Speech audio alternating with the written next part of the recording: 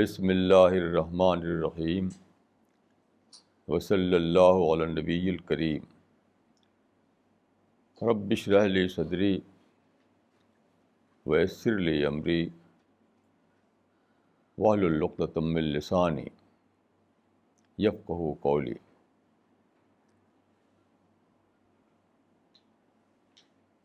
آج کا جو ٹاپک ہے اس کی کوئی بہت زیادہ اسپیسیفک تھیم نہیں ہے،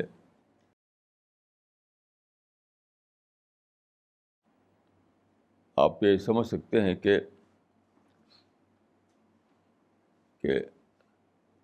فرام سپرسٹیشن ٹو سائنس، کیونکہ اس سے ریلیٹڈ ہے یہ تھیم۔ دیکھیے، حدیث میں ایک بہت بڑی ہم سب کے لیے گڈ ٹائیڈنگ ہے، گڈ ٹائیڈنگ، لیکن اس پر بہت کم سوچا گیا ہے یا شاید نہیں سوچا گیا۔ وہاں سے میں اپنی بات شروع کرنا چاہتا ہوں۔ آپ جانتے ہیں کہ رسول اللہ صلی اللہ علیہ وسلم پیغمبر کی حیثیت سے دنیا میں 23 ایئرس تک رہے۔ آپ کی ڈیتھ ہوئی 632 میں۔ آپ کی ڈیتھ سے 2-2.5 مہینہ پہلے آپ نے حج کیا تھا، یہی آپ کا ایک ہی حج تھا۔ تو اس موقع پر آپ نے ایک خطبہ دیا تھا۔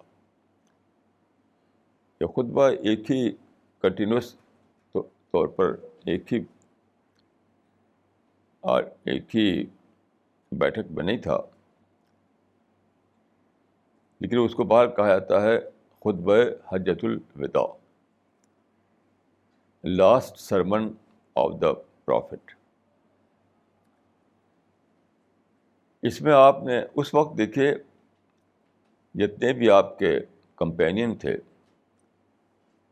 جن کے بارے میں کہا جاتا ہے کہ وہ ان کی ٹھیک ان کا نمبر پتہ نہیں ہے، کوئی کہتا ہے کہ 1,24,000 تھے، کوئی کہتا ہے 1,40,000 تھے۔ بہرحال جتنے کمپینین تھے آلموسٹ سب کے سب وہاں پر اکٹھا تھے عرفات کے میدان میں۔ اس وقت آپ نے بہت سی باتیں بتائیں اور لاسٹ میں آپ نے لوگوں سے کہا کہ کیا تم گواہ ہو کہ میں نے تم کو وہ میسج پہنچا دیا جو خدا کی طرف سے میرے پاس آیا تھا؟ تو لوگوں نے کہا کہ ہاں، ہم گواہ ہیں۔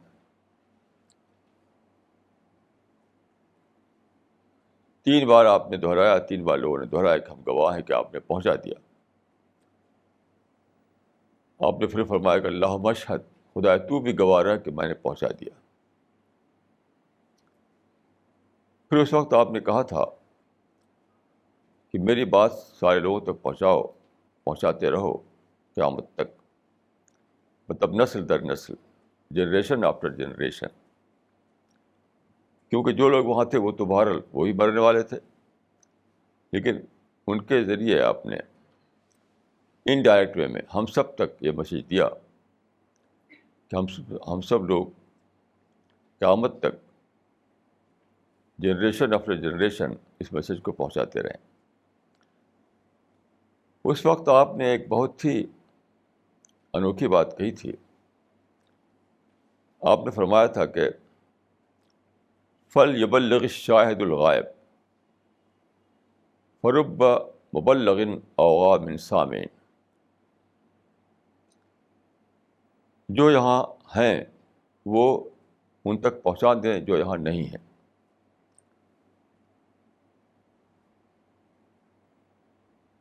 جو یہاں حاضر ہیں وہ ان تک پہنچا دیں جو یہاں موجود نہیں ہیں.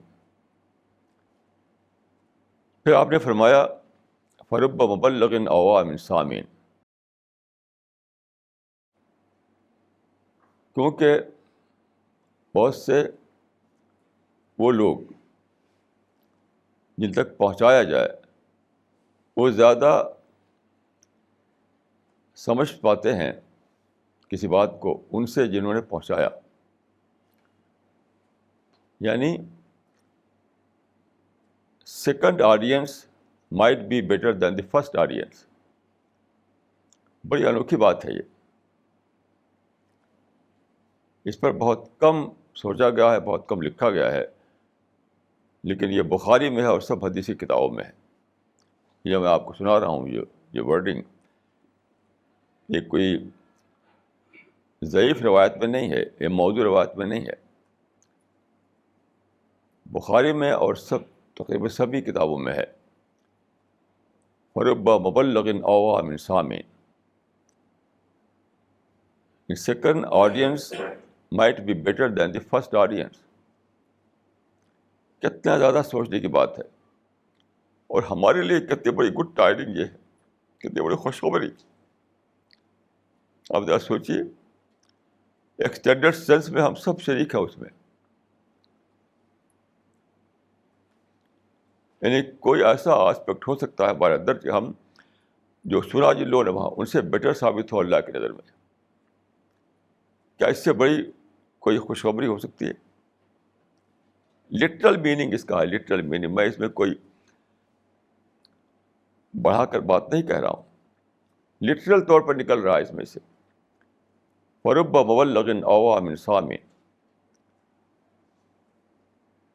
دیکھیں اس میں لفظ اوعى ہے، ورڈ جو ہے ورڈ اوعى، الف واو عین ای.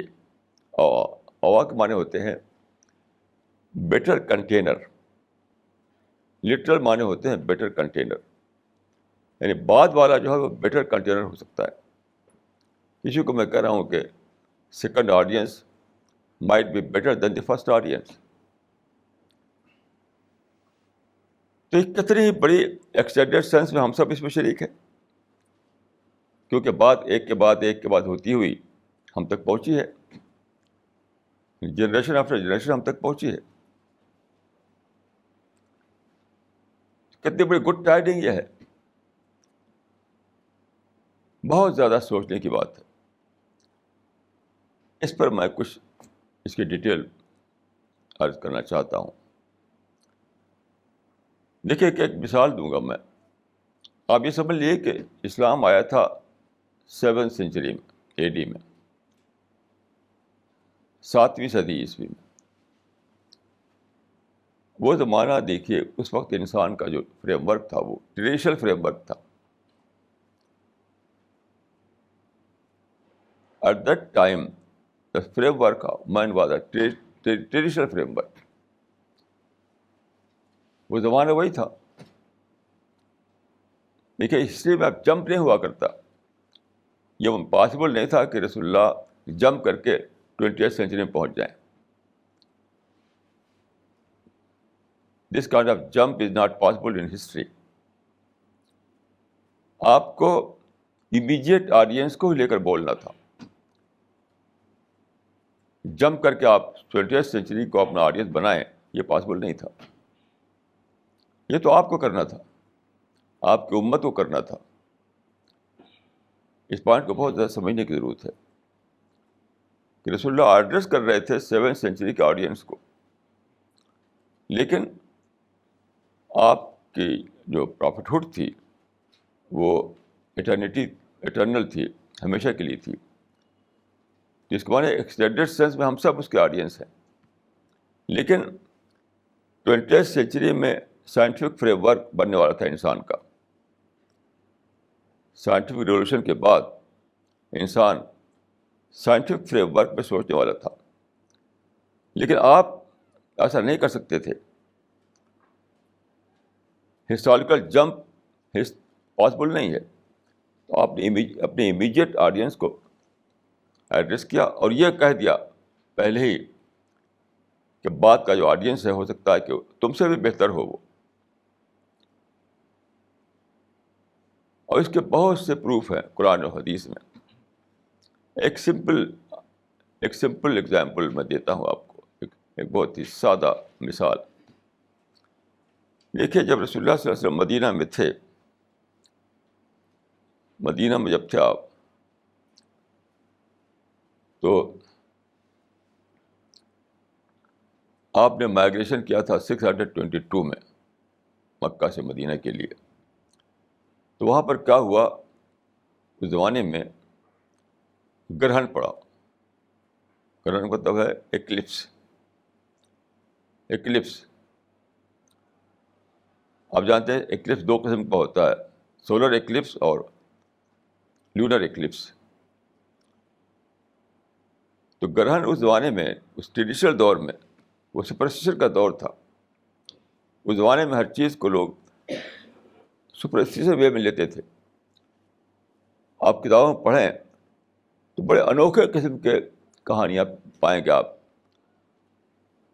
گرہن کے بارے میں, کہ آسمان میں کوئی بہت بڑا سانپ ہے, وہ نگل لیتا ہے, اور سورج چاند میں لڑائی ہوتی ہے, اور بہت پتہ نہیں کیسی کیسی کہانیاں. اس وقت ایک سپرسٹیشن تھا, کوئی بڑا آدمی جب مر جاتا ہے تو ایکلپس لگتا ہے, آسمان جو ہے سوگ مناتا ہے. کہ بڑے آدمی کے مرنے پر آسمان سوگ بناتا ہے, تو یہ ایکلپس ہوتا ہے. تو کیا ہوا کہ مدینہ میں جب آپ تھے تو آپ کے یہاں ایک بیٹا پیدا ہوا تھا, اس کا نام تھا ابراہیم. ماریا قبطیہ اس کی ماں تھی. صرف 2.5 سال کی عمر میں ان کا انتقال ہو گیا, بچہ تھے تبھی. تو آپ وہاں پر لوگ کہنے لگے, کیونکہ آپ کی پوزیشن جو تھی مدینہ میں ہیڈ آف دا اسٹیٹ کی تھی اس وقت. At that time he was head of state of مدینہ.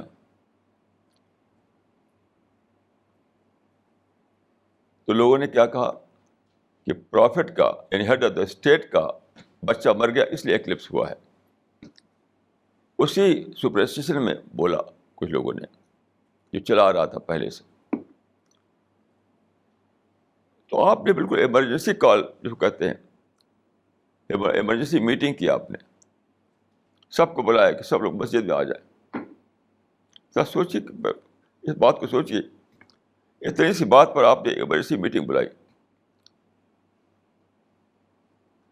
اس کو کتنا امپورٹنس دیا آپ نے اس بات کو, کہ لوگ اس کو سپرسٹیشنس میں لے رہے ہیں. تو سب لوگ اکٹھا ہوئے. اس وقت آپ نے وہاں پر ایک خطبہ دیا, لیکچر دیا, اور کہا کہ دیکھو, یہ جو سولر ایکلپس اور لونر ایکلپس ہوتا ہے, کسی کی جینے مرنے سے کوئی تعلق نہیں ہے, کوئی تعلق نہیں ہے.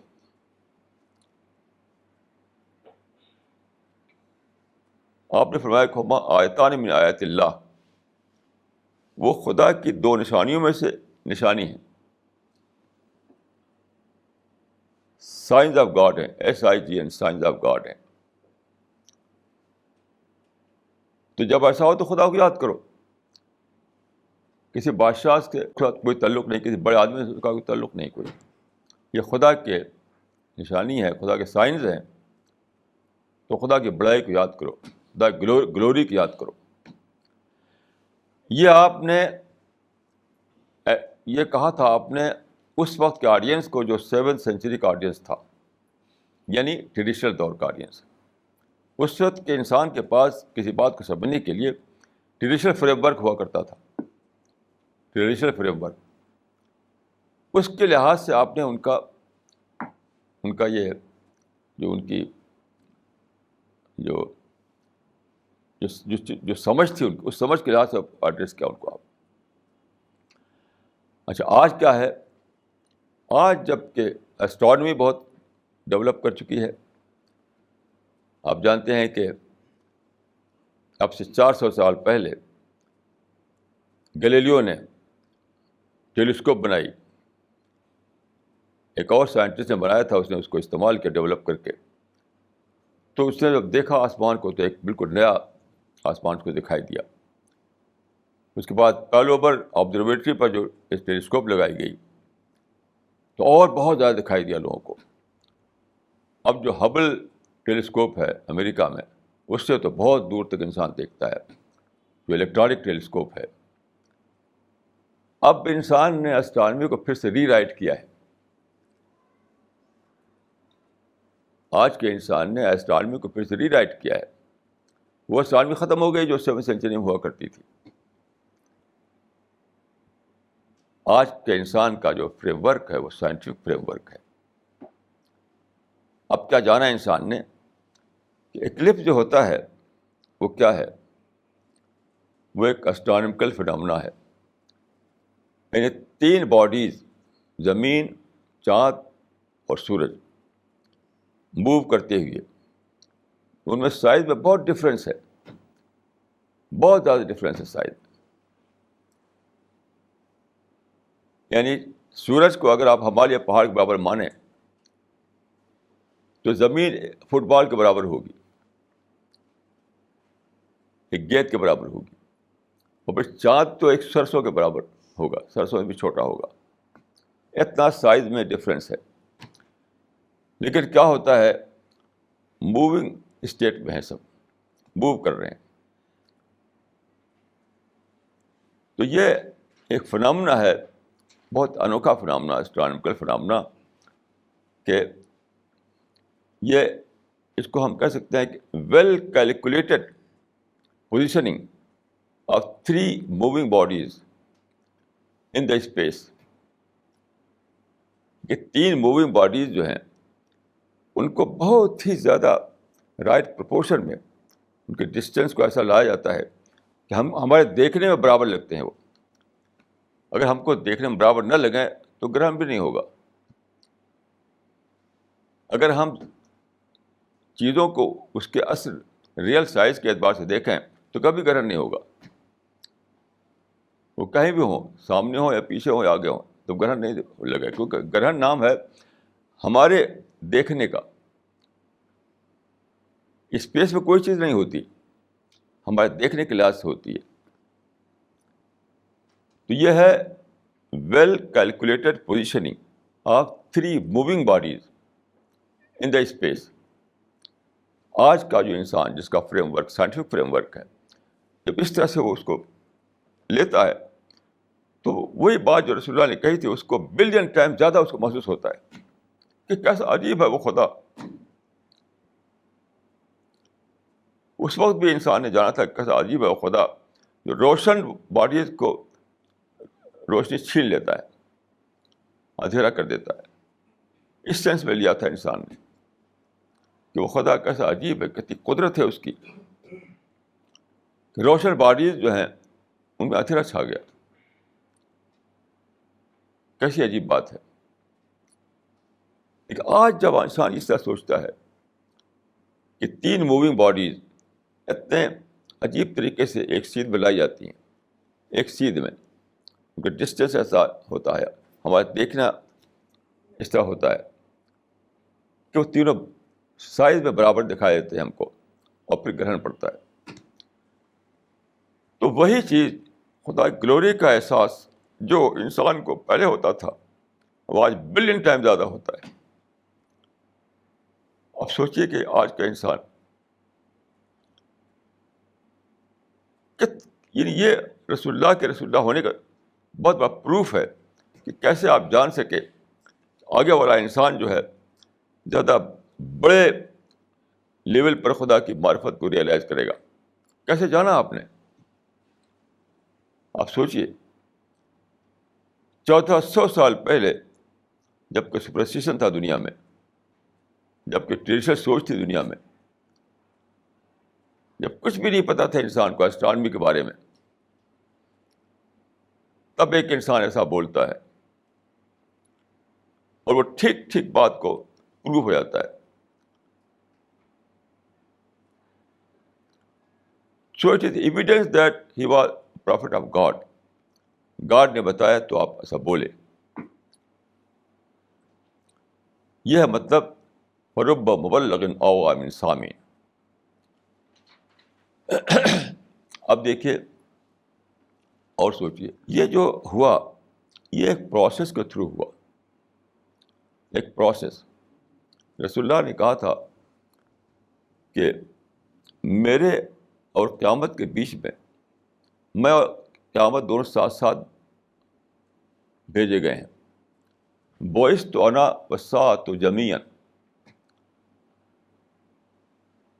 ایک حدیث میں بعثت انا والساعۃ کہاتین, دو انگلیوں کا جو جتنی ڈسٹینس ہے اتنی ہی ڈسٹینس ہے مجھ میں اور قیامت میں. ابھی تو قیامت نہیں آئی. آپ دیکھیے 1400 سال ہو گئے, 1400 سال ہو گئے, ابھی تک قیامت نہیں آئی.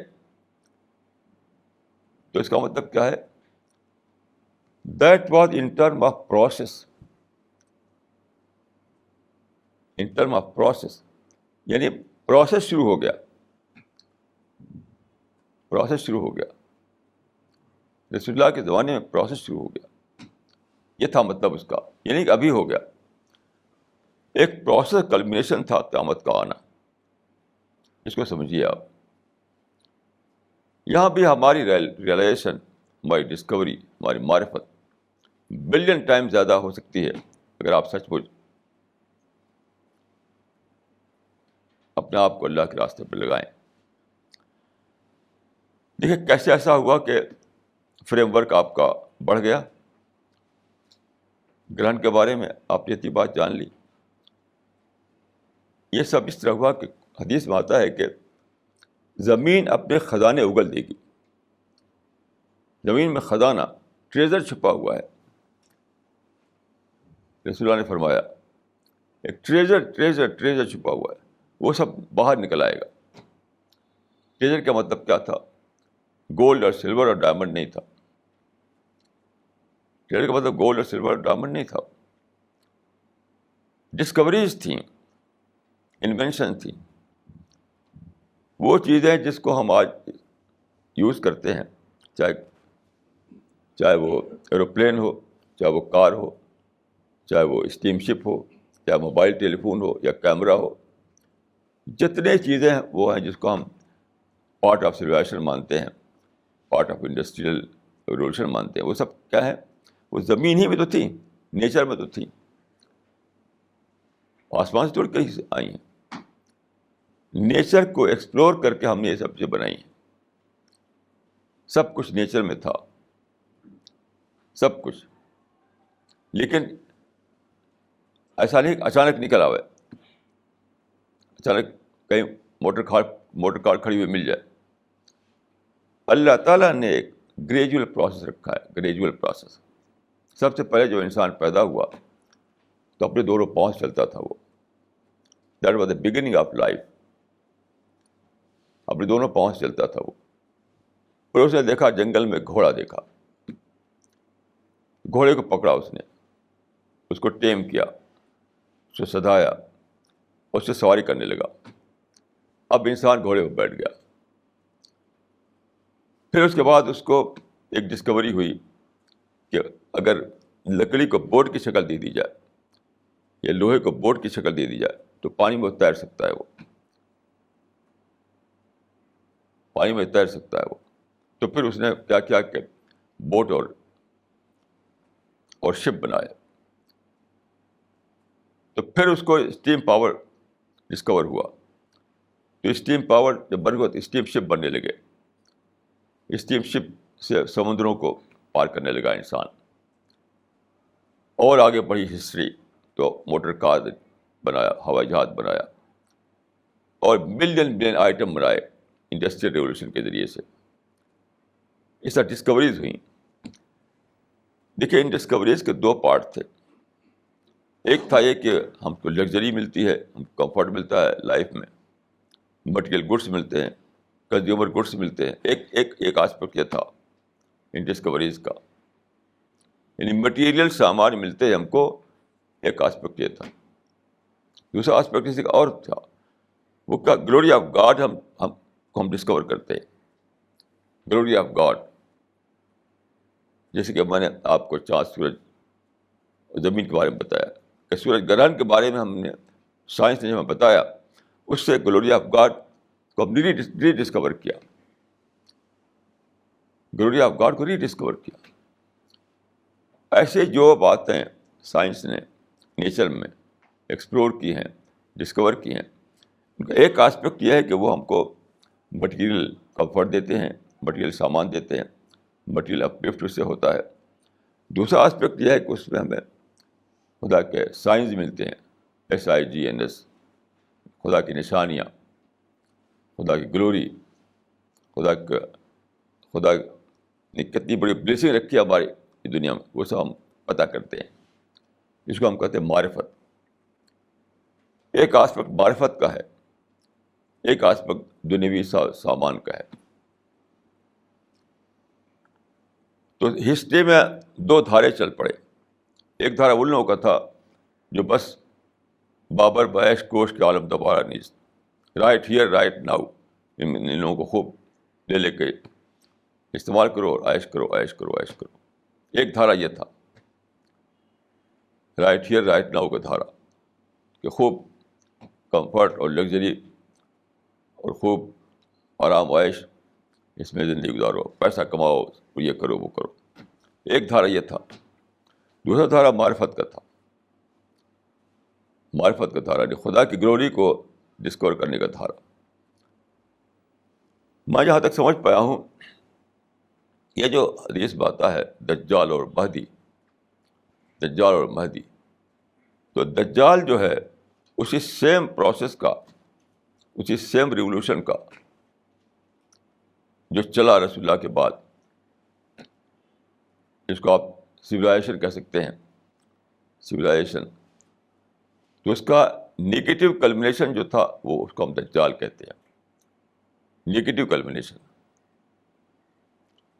یعنی خدا نے دیا چیزیں اس لیے خدا کا شکر کریں آپ، لیکن آپ اور آرگنٹ ہو گئے اور ناشکری کرنے لگے، سرکشی کرنے لگے اور رائٹ ہیئر رائٹ ناؤ کی فلاسفی نکال لی. تو that was negative culmination of that process. یہ دجال. اور اسی کا ایک پازیٹیو کلمنیشن بھی تھا، اسی کا مہدی کہا گیا حدیث میں. اس پروسیس کا نیچر کو ڈسکور کرنا، ڈسکور کر کے اس میں جو خزانے ہیں اس کو نکالنا، خدا کے جو گلوری ہے اس کو دریافت کرنا، خدا کا جو چھپا رکھا ہے اس کا پتہ کرنا. تو اس کو صرف ورلڈلی سینس میں لے کر کے صرف آرام عیش میں استعمال کرنا، یہ دجالی ہے. اس کے بہت سارے آسپیکٹ ہیں دجالی کے. اسی کی لڑائیاں کرنا، اسی کے لیے دنیا کے مقصد کے لیے لڑائیاں چھڑنا، وائلنس پھیلانا، ہیٹ پھیلانا. لیکن اس سے خدا کی معرفت لینا، خدا کی گلوری اس میں ڈسکور کرنا، خدا کی تجلی کو پانا اور خدا میں جینے والا بننا، یہ سب جو ہے یہ تھا اس کا پازیٹیو کلمنیشن. اور اسی کو بتایا گیا ہے حدیث میں مہدی. تو یہ ایک ہسٹوریکل پروسیس چلا جا رہا ہے، پہلے سے چلا آ رہا ہے. تو اس وقت میں جو بات کہنا چاہتا ہوں آپ کو یہ ہے کہ پوری تاریخ میں دیکھیے آپ، کچھ گروپ کو خدا کے خاص بندے مانا گیا ہے. پوری تاریخ میں کچھ انسانوں میں کچھ گروپ ایسے نکلے جو خدا کے خاص بندے تھے، یعنی سلیکٹڈ لوگ تھے، جن پر کہ اسپیشلی بلیسڈ پیپل تھے. وہ سب سے پہلا گروپ جو ہے وہ پرافٹس کا ہے. پرافٹس کا کہ سب سے پہلے پرافٹ تھے آدم، پھر نوح، پھر بہت سے پرافٹ آئے، 1,24,000 کہا جاتا ہے کہ آئے. تو یہ گروپ جو ہے یہ بلیسڈ گروپ تھا، خدا کا پہلا بلیسڈ گروپ. لیکن رسول اللہ کے بعد نبوت ختم ہو گئی، تو اب یہ گروپ تو اب ہونے والا نہیں ہے. جو بن گیا وہ بن گیا. اس کے بعد اصحاب رسول کا گروپ ہے، campaign of the prophet of Islam. ان کی تعداد بھی بتائی جاتی ہے کہ 1,24,000 یا 1,40,000 ہے. تو یہ گروپ جو ہے ابھی نہیں، اب نہیں بننے والا ہے، کیونکہ اس میں صحبت شرط ہے. جنہوں نے رسول اللہ کی صحبت اٹھائی، رسول اللہ سے ڈائریکٹ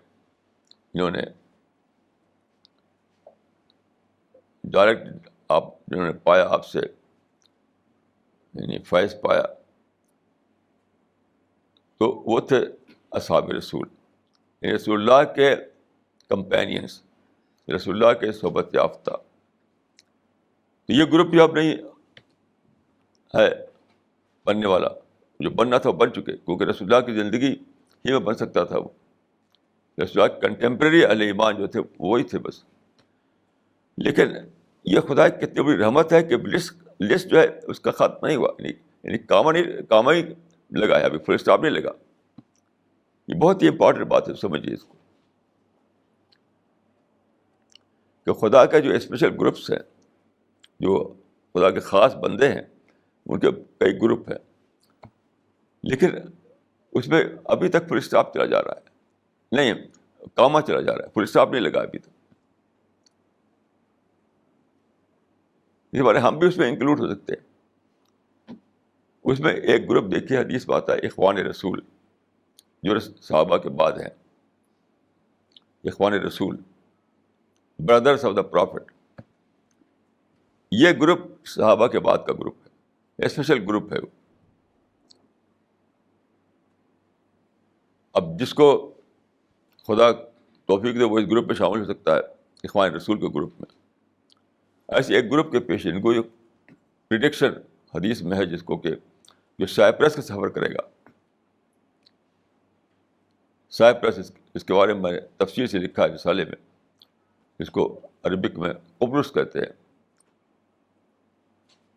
سائپرس کا سفر، جہاں کے ایک صحابیہ کی قبر ہے. اس کو میں نے خود دیکھا وہاں جب میں گیا تھا. وہ تو رسول اللہ نے اس میں بتایا کہ ایک گروپ صحابہ کا جائے گا وہاں، جس میں یہ شامل ہوں گی، اور ان کی وہاں قبر بنی، ابھی بھی وہ قبر موجود ہے وہاں. لیکن ایک دوسرا گروپ بعد کو جائے گا ان کے بعد. تو یہ اس گروپ کا بھی، یعنی اس گروپ میں شامل ہونا بھی آپ کے لیے ایک ہوپ فل وہ ہے پاسبلٹی. تو رسول اللہ کے بعد، پیغمبر کے بعد صحابہ تھے، صحابہ کے بعد اخوان رسول ہیں، اس کے بعد وہ گروپ جو سائپرس جائے گا وہ ہے. پھر اور بھی گروپ ہے، بہت ہی زبردست حدیثوں میں آیا ہے، وہ میں بتانا چاہتا ہوں آپ کو. یعنی ابھی بھی فل اسٹاپ نہیں لگا ہے، ابھی کام بھی چل رہا ہے. تو وہ گروپ جو کیا ہے اس کو سمجھیے آپ، جو شاید سب سے زیادہ بلیسڈ گروپ ہے، سب سے زیادہ بلیسڈ گروپ ہے. کیونکہ اس گروپ کے بارے میں حدیث میں آتا ہے کہ خود اللہ تعالیٰ سے فخر کرے گا. He himself will show pride. He himself will take this group as his pride. تو اس کو میں عرض کرنا چاہتا ہوں آپ. دیکھیے قرآن میں سورہ بقرہ میں بتایا گیا ہے کہ اللہ تعالیٰ نے آدم کو پیدا کیا، یعنی فرسٹ مین. تو خدا نے انجیل سے کہا کہ میں انسان کو زمین پر بسانے والا ہوں. I am going to settle man on this earth. اس کو ہم اس زمین کا چارج دیں گے، کہنا چاہیے انی جاعل فی الارض خلیفہ. یا خلیفہ کا مطلب ہے کہ زمین کا ان کا انچارج بنا کر کے آزادی کے ساتھ رہنے کا موقع دینا. تو فرشتوں نے کہا کہ اتجعل فیہا من یفسد فیہا ویسفک الدماء. کہ کیا آپ ایسے کو زمین پر بسانا چاہتے ہیں جو وہاں کرپشن کرے, بلڈ شیڈ کرے؟ یہ فرشتوں نے ایسا کیوں کہا تھا؟ یعنی اینجلز نے جو کہا اس کا ایک بیک گراؤنڈ ہے, اس کا ایک بیک گراؤنڈ ہے. انہیں ابریپٹلی نہیں کہہ دیا تھا ایسا. دیکھیے, اس زمین پر انسان سے پہلے جن سیٹل کیے گئے تھے, جن آباد کیے گئے تھے, جن کو خدا نے بنایا ہے آگ سے, فائر سے, تو وہ یہاں پر رکھے گئے. تو حدیث میں آتا ہے کہ انہوں نے آپس میں لڑائیاں کی, آپس میں لڑائیاں. اس وقت کوئی اور نہیں تھا جسے وہ لڑیں, آپس میں لڑائیاں کیا, اور بہت زیادہ کرپشن پھیلایا زمین پر. تو خدا نے جن کو, یعنی یہ جو زمین جو چارج ان کے چارج میں دی گئی تھی, تو واپس لے لیا, اسے واپس لے لیا, وہ ڈسمس کر دیے گئے. اس کے بعد خدا نے زمین میں انسان کو بسایا. تو وہ جو پریسیڈنس تھا, وہ جو پچھلی تاریخ تھی, جو پچھلی ہسٹری تھی جن والی, اس کو لے کر کے فرشتوں نے کہا کہ اس کو آپ نے اختیار دیا, اس کو فریڈم دیا, تو فریڈم کو مس یوز کیا اس نے. اب دوبارہ آپ فریڈم دے رہے ہیں کسی کو, تو وہ بھی تو مس یوز کرے گا. مس یوز کرے گا تو فساد مچائے گا, کرپشن کرے گا, بلڈ شیڈ کرے گا دنیا میں. اس وقت اللہ تعالیٰ نے کہا کہ انی عالم ما لا تعلمون, میں وہ جانتا ہوں جو تم نہیں جانتے. یعنی انسان خدا کے ہوپ بن کر سامنے آیا ہے. یعنی خدا نے جب پیدا کیا انسان کو, اس کے پیچھے خدا کے ہوپ شامل ہے کہ انسان وہ نہیں بنے گا جو جنات بنے تھے. اس کا مطلب یہ ہے جس طرح جنات جو ہے فیل ہو گئے, انسان فیل نہیں ہوگا. انسان خدا کے ہوپ کو پورا کرے گا, یہ کہا اللہ تعالیٰ نے. آپ اس آیت کے ساتھ آپ ایک حدیث کو جوڑیے, ایک حدیث کو جوڑیے. ایک حدیث میں ہے کہ قیامت میں کچھ لوگ ہوں گے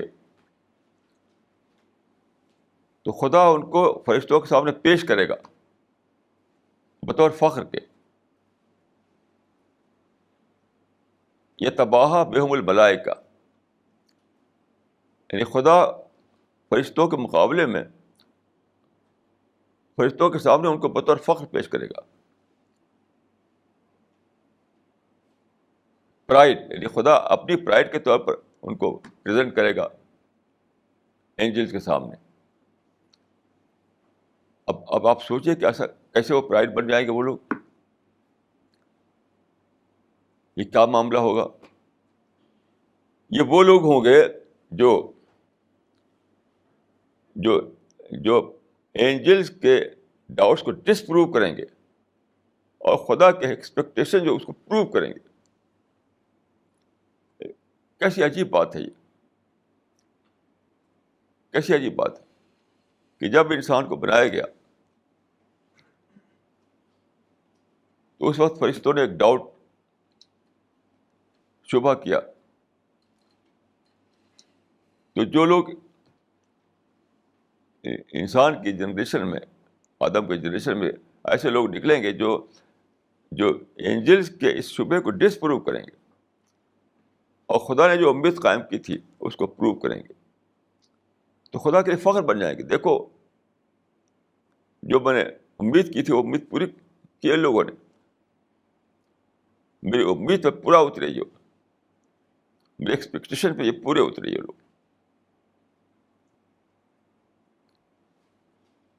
یہ پورا اترے کس معنی میں ہے؟ یہ نہیں کہ انہوں نے سویلائزیشن بنائی, انہوں نے کنزیومر گڈس بنائے, انہوں نے مٹیریل تہذیب بنائی, وہ کاروں پر دوڑے, ہوا جہاز بوڑے. اس سینس میں نہیں ہے یہ بات. خدا کا پرائڈ اس سینس میں نہیں ہے, اس سینس میں نہیں, یاد رکھیے. یہ خدا کے لیے کوئی بڑی بات نہیں ہے کوئی یہ نہ سمجھے کہ خدا اس سینس میں ان کو اپنا پرائڈ کہے گا. دیکھو انہوں نے سویلائزیشن بنائی، دیکھو انہوں نے سمندر میں جہاز چلائے اور ہوا میں ہوائی جہاز اڑائے. اس سینس میں نہیں ہے یہ بات. اس سینس میں ہے کہ یہ وہ لوگ تھے جنہوں نے ایمان بالغیب کا ثبوت دیا. یؤمنون بالغیب یعنی ان سین کو سین بنایا. یعنی خدا ہمارے سامنے موجود نہیں. خدا ہمارے سامنے اس طرح نہیں موجود کہ ہمارے پہاڑ ہے، جیسے سمندر ہے، جیسے سورج اور چاند ہے. ایسے خدا موجود نہیں ہے. پھر بھی ہم خدا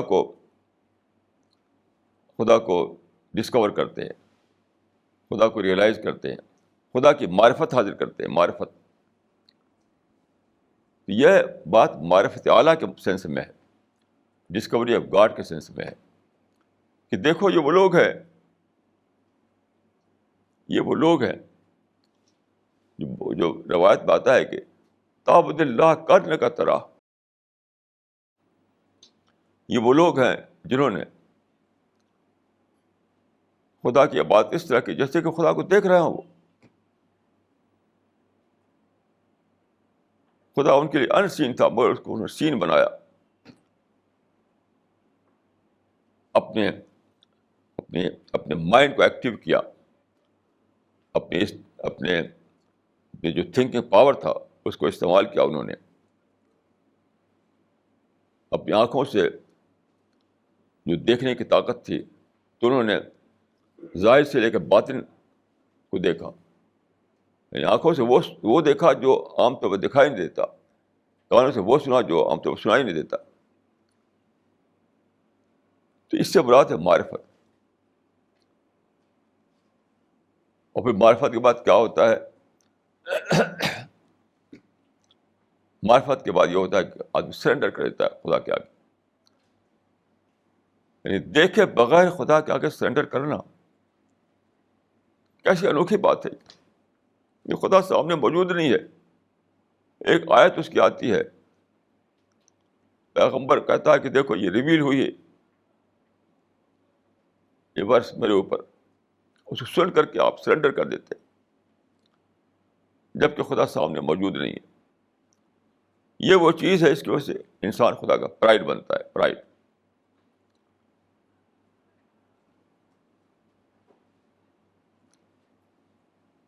پھر اسی سے جڑے ہوئے ساری باتیں ہیں. جس خدا کو دیکھا نہیں اس پر پورے کنوکشن کے ساتھ اس کو ماننا. جس خدا کو دیکھا نہیں اس کے آگے سرنڈر کر دینا. جس خدا کو دیکھا نہیں اس کے کمانڈمنٹ کو فالو کرنا.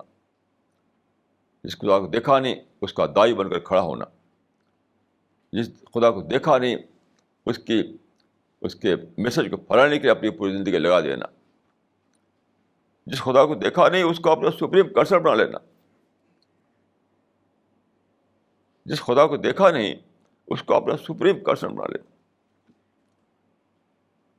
جس خدا کو دیکھا نہیں اس سے سب زیادہ اس سے ڈرنا. جس خدا کو دیکھا نہیں اس سے سب زیادہ محبت کرنا. جس خدا کو دیکھا نہیں اس کے پڑوس میں رہنے کے لیے سارا جو آپ کی ڈیزائر ہیں، جو خواہش ہیں، وہ سب لگا دینا. یہ سب سے بڑی جو آپ کی خواہش بنے وہ یہ بنے کہ مجھے خدا کے پڑوس میں جگہ ملے. یہ ساری چیزیں کا جو لوگ اس کا یعنی دنیا میں اس طرح رہیں گے وہ خدا کا پرائڈ بن جائیں گے. آپ سوچیے کیا اس سے بڑی کوئی چیز ہو سکتی ہے کہ بندہ خدا کا پرائڈ بن جائے؟ اس سے بڑی کوئی چیز ہو سکتی ہے؟ اس سے بڑی کوشش ہو سکتی ہے کہ خدا نے ہم کو کریٹ کیا. خدا کریٹر ہے، ہم کریچر ہیں. خدا نے ہم تھے نہیں، ہم نتھنگ تھے، ہم کو خدا نے بنایا. خدا ہمارا لارڈ ہے، خدا ہمارا مالک ہے، خدا ہمارا کریٹر ہے، خدا ہمارا سب کچھ ہے. ہم تو کچھ بھی نہیں ہیں. لیکن ہم جب اس اس اس اس اس اس ٹیسٹ پہ پورے اتریں. ایک ٹیسٹ ہے، ایک ٹیسٹ ہے کہ ہم کو ایک ایسی دنیا میں رکھا گیا ہے جہاں خدا پردے میں چلا گیا ہے، خدا سامنے نہیں ہے.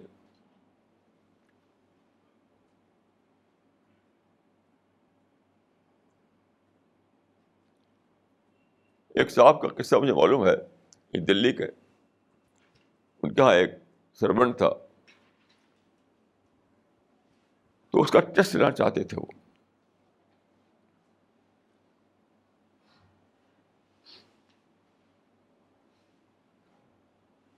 تو ایک بار ایسا ہوا کہ پوری فیملی کو لے کر کے وہ چلے گئے باہر، اور گھر میں اسی کو چھوڑ دیا، اسی آدمی کو.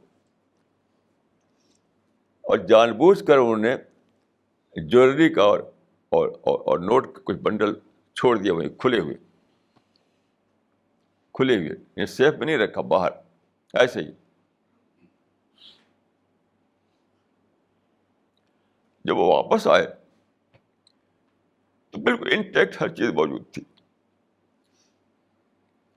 نہ اس نے ایک نوٹ کو چھوا تھا، نہ ایک جویلری کو لیا تھا. بس گھر کی صفائی کرتا رہا، گھر کی دیکھ بھال کرتا رہا بس. تو واپس آنے کے بعد انہیں اس نے سب کچھ کو دے دیا، کیونکہ ٹیسٹ پہ پورا اترا. وہ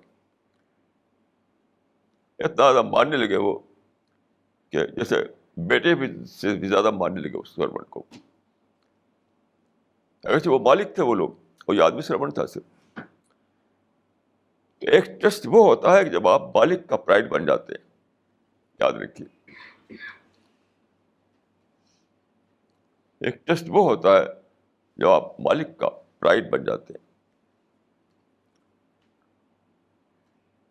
تو یہ خدا نے انسان کو اسپیشل ٹیسٹ پہ رکھا ہے، اسپیشل ٹیسٹ. اس اسپیشل ٹیسٹ میں جو پورا اترے وہ خدا کا پرائڈ بن جائے گا. جو دیکھے بغیر خدا کو دیکھے، جو کسی کمپلشن کے بجائے، کسی کمپلشن کے بغیر خدا کے آگے جھک جائے، جو اختیار رکھتے ہوئے اپنے کو بے اختیار بنا لے، جو ٹوٹل فریڈم کے باوجود خدا کے آگے سرنڈر کر دے کہ خدا آس پاس کہیں دکھائی نہیں دیتا ہے. پھر وہ اس طرح ہے جیسے خدا میرے بالکل سامنے کھڑا ہوا ہے. وہ جہنم کو نہیں دیکھتا، مگر جہنم سے سب زیادہ ڈرے. وہ جنت اس کو دکھائی نہیں دیتی، مگر جنت کا سب حریث بن جائے. وہ آج کی دنیا میں اس طرح ہے جیسے کہ کل کی دنیا کے وہ مخلوق ہے.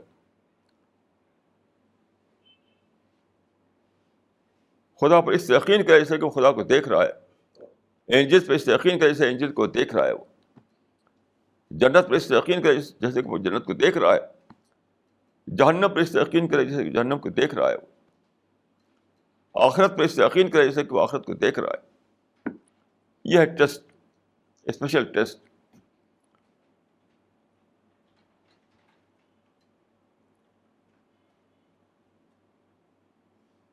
سیلف کنٹرول، سیلف ڈسپلن کی زندگی گزارے. وہ اپنے کو ہیٹ سے بچائے صرف خدا کے لیے، اپنے کو وائلنس سے بچائے صرف خدا کے لیے. سارے انسانوں کو کا وہ ویلوشر بن جائے صرف خدا کے لیے.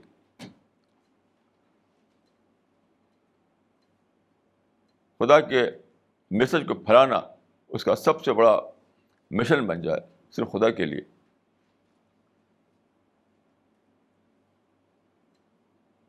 صرف خدا ہی اس کا سب سے بڑا کنسرن ہو. یہ ہے اسپیشل ٹیسٹ. اس اسپیشل ٹیسٹ میں جو لوگ پورے اترے انہیں کے بارے میں کہا گیا ہے کہ تباہ بہم الملائکہ. تو خدا اپنے ایسے بندوں پر فخر کرے گا، فرشتوں کے سامنے فخر کے طور پر پیش کرے گا کہ دیکھو بھی میرے بندے، ہمارے اندیشوں کو ڈسپروو کر دیا انہوں نے، میرے ہوپ کو انہوں نے پروو کیا. اور پھر ان کے لیے جنت کے دروازے کھول دیے جائیں گے.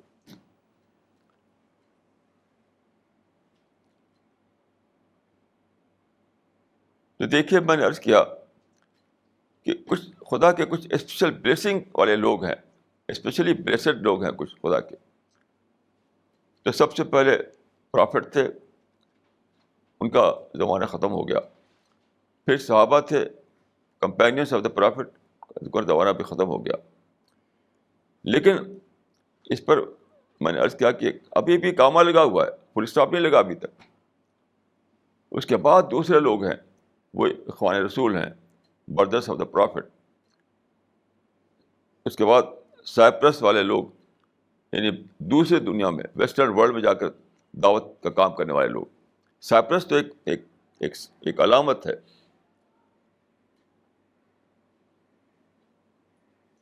دوسرے ورلڈ میں, دوسری دنیا میں, اسپیشلی ویسٹرن ورلڈ میں خدا کے پیغام پہنچانے والے لوگ, انہی میں سے ایک یہ لوگ ہیں کہ فرشتوں نے یہ کہا تھا کہ انسان دنیا میں فریڈم کو مس یوز کرے گا. اب جو لوگ فریڈم کو مس یوز نہ کریں, یہ کر کے دکھائیں کہ ہم فریڈم کو مس نہیں کیا, ہم نے مس یوز نہیں کیا.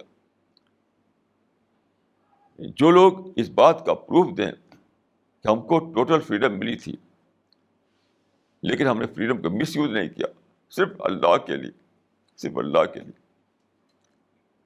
تو خدا کا پرائڈ بن جائیں گے. بس لوگ سب سے بڑا اسپیشل گروپ یہ ہوگا, سب سے بڑا اسپیشل گروپ. اور پھر اس کو آپ جوڑیے اس حدیث سے, آپ نے فرمایا تھا کہ رب مبلغ عوام سامعین, second audience might be better than the first audience. یہ سب کیوں ہوگا؟ پچھلے لوگوں کو ملا موقع ٹریڈیشنل فریم ورک میں سوچنے کا, ان کی معرفت جو تھی ٹریڈیشنل فریم ورک میں تھی. بعد کے لوگوں کو موقع ملا ہے سائنٹیفک فریم ورک میں سوچنے کا, جو بلین ٹائم بڑھاتا ہے خدا کی گلوری کو. خدا کی گلوری کو بلین ٹائم زیادہ بڑھا کر آپ دیکھ سکتے ہیں. یہ ہے کھلا ہوا ایک ایک ایک چانس آپ کے لیے.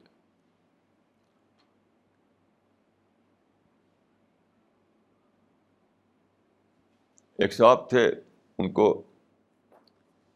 انجینئرنگ کیا تھا انہوں نے, بہت پہلے کی بات ہے. اس زمانے میں کا کورس کیا تھا انہوں نے, بیچلر آف انجینئرنگ. تو اس زمانے میں صرف ایک ہی یونیورسٹی تھی, روڑکی کالج میں ایم ای کا کورس تھا. یعنی ماسٹر ڈگری اس وقت انڈیا میں صرف ایک ہی جگہ تھی, یا تو باہر تھی لندن میں. تو میں نے ان سے کہا کہ بھائی آپ ماسٹر ڈگری لے لیجیے.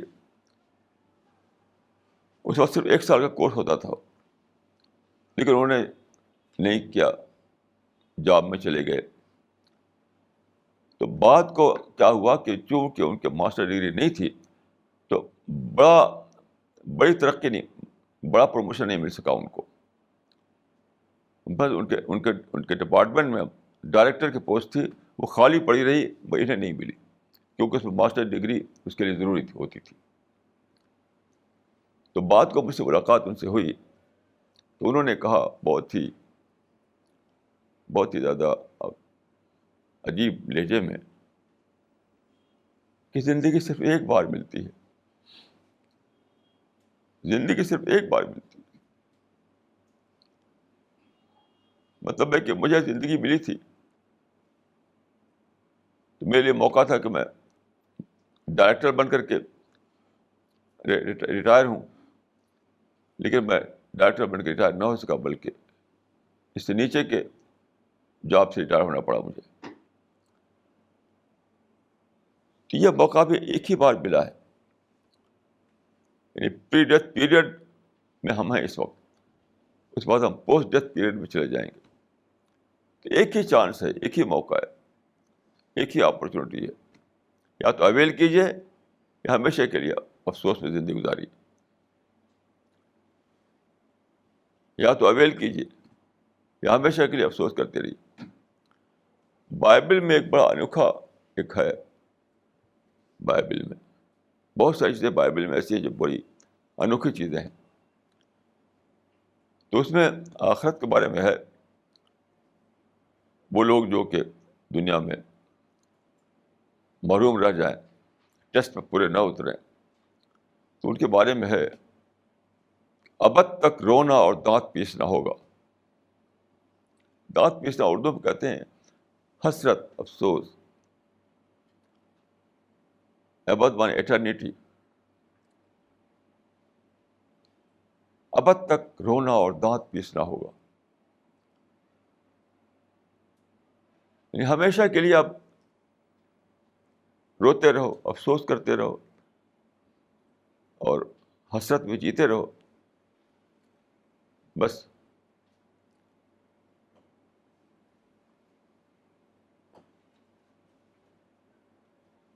یہ کہتے رہو کہ mine was a case of missed opportunity. Mine was a case of missed opportunity.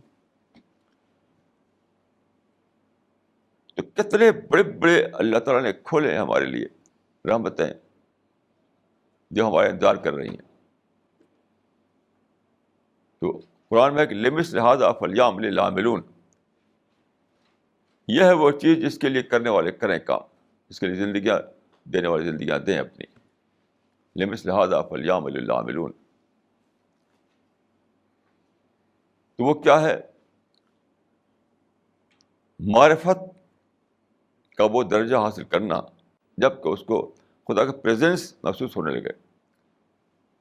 یعنی تعبد اللہ کانک تراہ, یہ پریزنس آف گاڈ کی کیفیت ہے. پھر آزادی ہوتے ہوئے آپ سرنڈر کرنا خدا کے لیے, خدا کے آگے سرنڈر کر دینا. خدا کا حکم آتے ہی پھر ہمارا کوئی ارادہ نہ باقی رہے وہاں. خدا کو اپنا سپریم کنسرن بنانا, اور پھر اس میسج کو, خدا کا جو میسج آیا ہے ریولیشن کے ذریعے سے, اس کو ساری دنیا میں پہنچانا, لوگوں کو باخبر کرنا. یہ ہے سب سے زیادہ یعنی ویل وشنگ کی بات. اگر دنیا کے ویل وشر ہیں آپ, تو دنیا کو بتانا چاہیے کہ خدا نے تمہارے لیے کیا میسج بھیجا ہے. تو یہ ہے وہ کورس جس پر عمل کر کے آدمی خدا کی جنت میں پہنچ سکتا ہے, خدا کے پڑوس میں پہنچ سکتا ہے, یہاں تک کہ بڑھتے بڑھتے وہ خدا کا پرائڈ بن سکتا ہے. ظاہر ہے کہ اس سے بڑی تو کوئی چیز نہیں ہو سکتی ہے. اس سے بڑی چیز کیا ہو سکتی ہے؟ غور کیجیے کہ بندہ جو ہے وہ خدا کا پرائڈ بن جائے. اس سے بڑی تو کوئی چیز نہیں ہو سکتی ہے.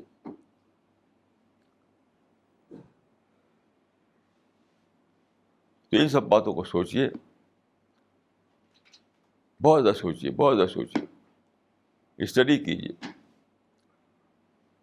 اسٹڈی کرنا, سوچنا, اس کو اپنا کنسرن بنانا, پھر ڈسکشن کرنا اس پر سنسیئرلی, یہ سب ایک پروسیس چلانا پڑتا ہے, تب آپ کو اعلیٰ معرفت ملتی ہے. اعلیٰ معرفت کوئی ایسی چیز نہیں کہ مس سیریسلی کسی کو مل جائے. اعلیٰ معرفت جو ہے, خدا کا جو ریئلائزیشن جو ہے, وہ مسٹیریسلی نہیں ملتا کسی کو, یا سڈنلی بھی نہیں ملتا, ایکسیڈنٹلی بھی نہیں ملتا. وہ ایک پروسیس کا کلمنیشن ہوتا ہے. جب آپ اسٹڈی کرتے ہیں, جب آپ کائنات پر غور کرتے ہیں, جب انٹراسپیکشن کرتے ہیں, تو یہی میں دعا کرتا ہوں اپنے لیے اور آپ کے لیے کہ دنیا کو ہم جب چھوڑیں تو اللہ تعالیٰ کے یہاں ہم کو خدا کی جو بڑی بلیسنگ ہے وہ ہمیں ملے. اقول قولی ھذا واستغفر اللہ لی ولکم اجمعین.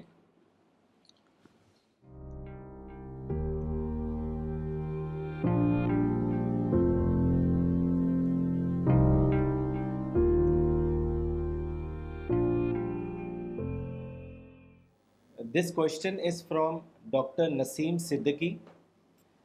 Muslims have tija and chilam for marhum. چنے پڑے جاتے ہیں, کھانے کھلائے جاتے ہیں, قرآن کھانی ہوتی ہے.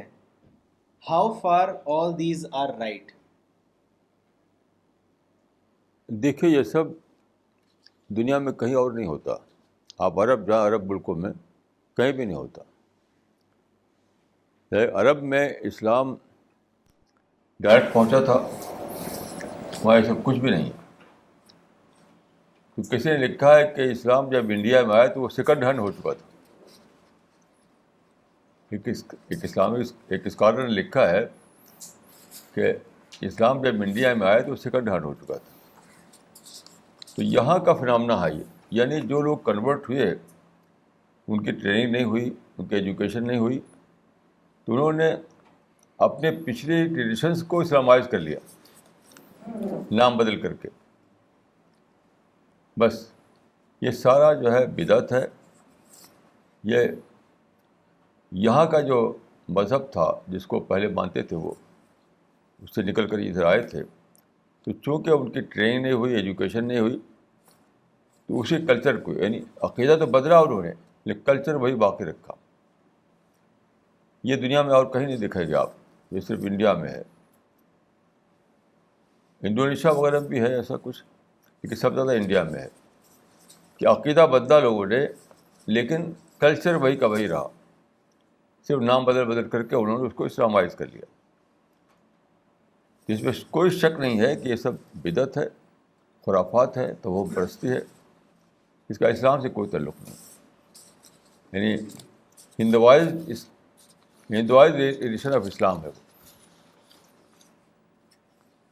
یا انڈینائز ایڈیشن آف اسلام ہے وہ. This question is from Mr. Ramesh Siddiqui. Maulana, you say that when a person dies, he is immediately delinked from this world. Then why do Muslims offer namaz-e-janaza for the dead?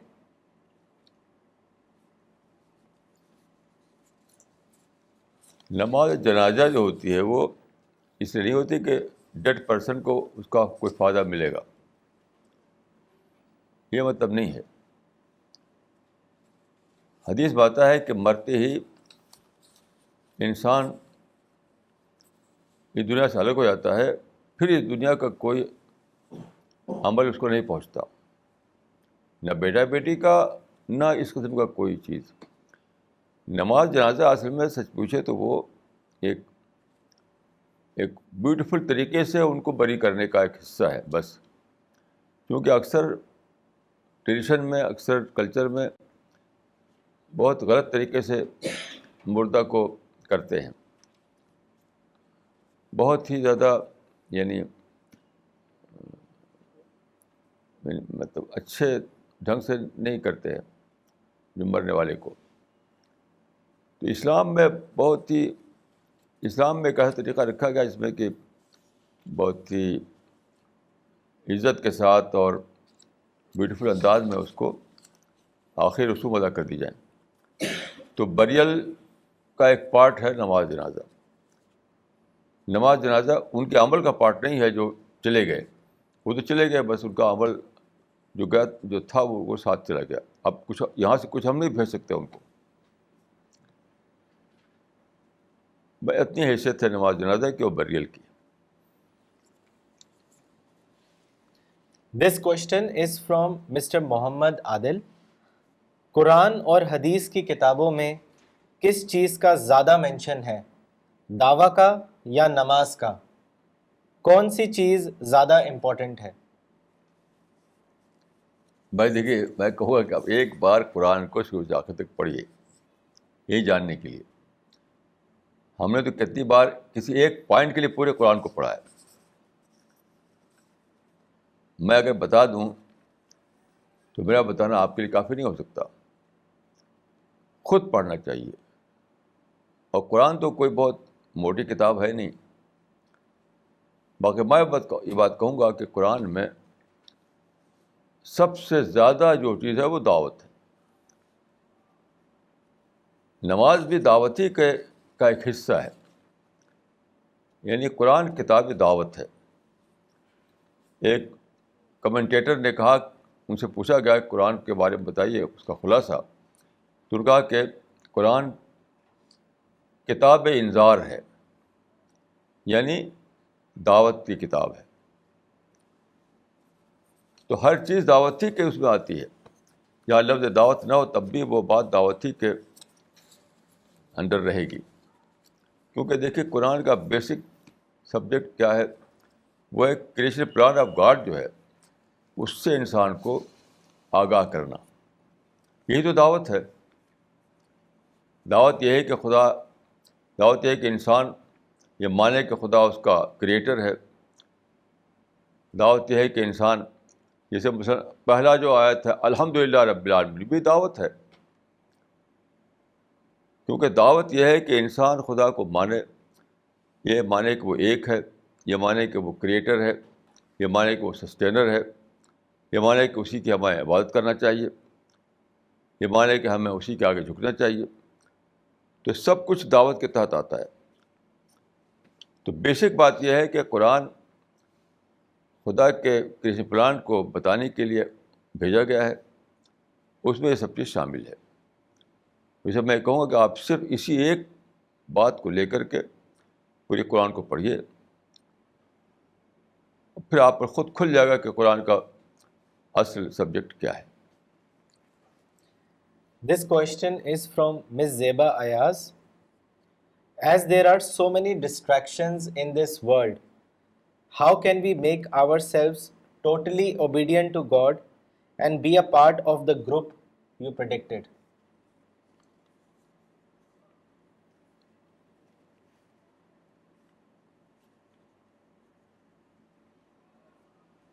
دیکھیے basic بات یہ ہے کہ آدمی جب کسی چیز کو اسٹارٹنگ پوائنٹ کیا ہے اس کو سمجھیے. جب کسی چیز کو آپ بنا لیتے ہیں اپنا سپریم کنسرن تو اپنے آپ ان چیزوں سے آپ بچنے لگتے ہیں جو آپ کو ڈسٹریکٹ کرتی ہوں. اپنے آپ. ایک صاحب کے ہاں میں ملنے گیا ایک بار، تو اس زمانے میں ان کی شادی کرنے والے تھے وہ اپنے بیٹے کی.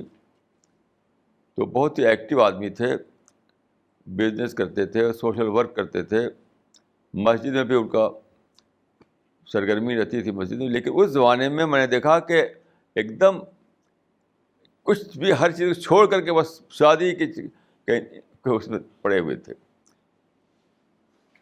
کہ کیسے ٹینٹ لگایا جائے گا اور کھانا کون پکائے گا اور یہ سویٹ ڈش کیا ہوگی اور جب بارات آئے گی تو کیسے ریسیو کیا جائے گا. یہ سارا ہر 24 گھنٹے اسی پر ان کا مان چلتا تھا.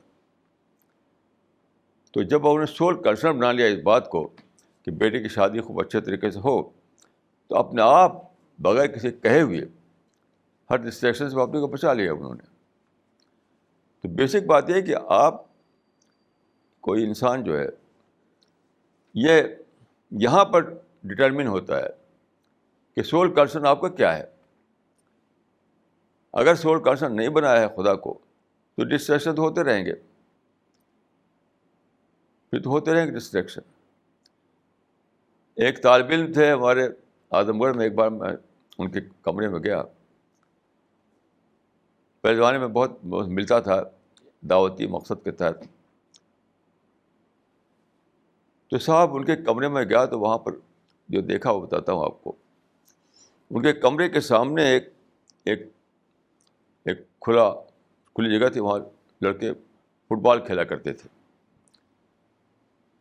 وہ آدمی کمرے میں اس طرح رہتا تھا، کبھی اسے باہر آ کے دیکھا بھی نہیں کیا ہو رہا ہے. کہ بال بڑھے ہوئے تھے اور داڑھی نکلی ہوئی تھی، نہ کھانے کی سود نہ پینے کی سود، بس ہر وقت اس کی تیاری، ایگزام کی تیاری صرف، اور کچھ بھی نہیں.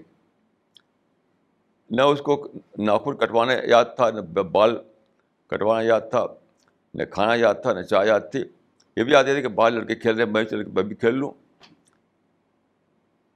پھر اسی شخص کو میں نے دیکھا جب کہ وہ ایک یونیورسٹی میں یا کالج میں سروس مل گئی تھی اس کو. وہی آدمی بہت ہی ویل ڈریس تھا، خوب یعنی ہر چیز اس کی ٹھیک ٹھاک تھی. سیم آدمی، یعنی وہاں وہ آدمی مجھے بالکل ایک دکھائی پڑ رہا جیسے مجنون، ایک دیوانہ آدمی. اور پھر بہت ہی ایک کلچرڈ آدمی کے روپ میں دیکھا میں نے اس کو غالباً یونیورسٹی میں یا کالج میں. تو تو اس وقت سول کنسرن بنا لیا تھا اس نے ایجوکیشن کو, تو اس کا یہ حال ہو گیا تھا. ہر وہ چیز جو ڈسٹریکٹ کرتی تھی اسے بچنے لگا تھا وہ. تو دیکھیے بیسک بات یہ ہے کہ آپ کا سول کنسرن کیا ہے. اصل میں یہاں پر ڈٹرمن ہوتی ہے ہر چیز. سول کنسرن اگر آپ نے نہیں بنایا خدا کو تو ظاہر ہے کچھ بھی ایڈوائس آپ کے کام نہیں آئے گی. کچھ بھی آدمی بتائے گا تو آپ اس کو سن نہیں پائیں گے. تو بہت سوچ سمجھ کر یہ طے کرنا ہے ہم کو کہ ہمارا سول کنسرن کیا ہے. بس پھر سب کچھ اپنے آپ ٹھیک ہو جائے گا کسی کے بتائے بغیر. پھر کسی کو بتانے کی ضرورت نہیں ہوگی, نہ آپ کو پوچھنے کی ضرورت ہوگی. This question is from Mr. Nafis Shiraz. یدی کوئی ویکتی ٹوپی لگانا پسند نہیں کرتا یعنی وہ بنا ٹوپی لگائے نماز پڑھتا ہے تو کیا اس کی نماز ٹوپی لگا کر پڑھنے والے کی نماز سے کم درجے کی نماز ہوگی؟ بالکل غلط ہے یہ سوچ. نماز کا تعلق کسی یونیفارم سے نہیں ہے. یہ کوئی یونیفارم کا معاملہ نہیں ہے. نماز کا تعلق دل سے ہے. قد افلح المؤمنون الذین فی صلاتہم خاشعون, یعنی خشوع سے ڈٹرمن ہوتا ہے کہ نماز کیسی ہے اس کی, نہ کہ یونیفارم سے. جو لوگ ایسی باتیں بولتے ہیں وہ بالکل جاہل ہیں, وہ کچھ بھی نہیں جانتے. وہ ایسا کرتا, ویسا پاجامہ, ایسی ٹوپی, ایسا بال, یہ بالکل ہی ایبسرڈ باتیں یہ ہیں. کوئی بھی کپڑا ہو آپ کے بال پر, صرف سطر ڈھکا ہوا, سطر بس. ٹوپی تو بات کو یہ اتنا ٹوپی تھی بھی پہلے نہیں. پہلے زمانے ٹوپی کہاں تھی؟ پہلے زمانے جو کپڑا ہوا کرتا صحابہ کے زمانے میں, 2 چادر, یہ نیچے باندھ دیا, اوپر لپیٹ لیا, بس ہو گیا. میں نے ایک بار تو خواب دیکھا, ابھی 1 مہینے کی بات ہے, اب تک میں اس کو آنکھوں سے دیکھ رہا ہوں. تو خواب میں دیکھا کہ بڑی مسجد ہے, بہت ہی سادہ مسجد ہے, بہت بڑی جماعت اس میں ہے, سب لوگ کھڑے ہوئے ہیں جماعت میں. اب کوئی امامت کر رہا ہے, تو یہ مجھے پتہ نہیں کہ امامت کون کر رہا ہے, یہ بھی پتہ نہیں کہ کون پیچھے کھڑے ہوئے ہیں. لیکن ایک دم ہی سادہ, بہت ہی سادہ کپڑے سب کے تھے. تو میرے دل میں ایسا احساس ہوا کہ یہ صحابہ ہیں, صحابہ نماز پڑھ رہے ہیں اور شاید رسول اللہ امامت کر رہے ہیں. تو سمپل ڈریس تھا اس میں, لیکن ایک دم سناٹا تھا مسجد میں جو میں نے دیکھا خواب میں. یعنی لوگوں کے سانس لینے کی آواز بھی نہیں سنائی دیتی تھی. آج کل تو آپ جائیں مسجدوں میں, اس زور سے آمین کہیں کہ مسجد گونج اٹھے گی. یہ صحابہ کی نماز نہیں تھی. صحابہ کی نماز سناٹے کے ماحول میں ہوتی تھی, کہ ہر آدمی سوچتا تھا. تو نماز کا تعلق کسی یونیفارم سے نہیں ہے, نماز کا تعلق دل سے ہے. حدیث میں آتا ہے کہ لا صلاۃ لمن لم یتخشع, جس کے دل میں خدا کا ڈر نہ ہو, خدا کا خشوع نہ ہو, اس کی نماز ہی نہیں ہے. تو جو لوگ یونیفارم کو سمجھیں کہ اس سے نماز اچھی یا بری ہوتی ہے, وہ نماز کی ABCD بھی نہیں جانتے. His other question is, صبح فجر میں اور دوپہر 12 بجے کے قریب زوال کا وقت ہوتا ہے جس میں کوئی بھی نماز پڑھنے کی ممانعت ہے. سوال یہ ہے کہ زوال کا وقت سے کیا مطلب ہے اور اس سمے نماز پڑھنے کو کیوں منع کیا گیا ہے, جبکہ زوال کے اس پیریڈ میں کسی بھی طرح کا زوال نہیں ہوتا.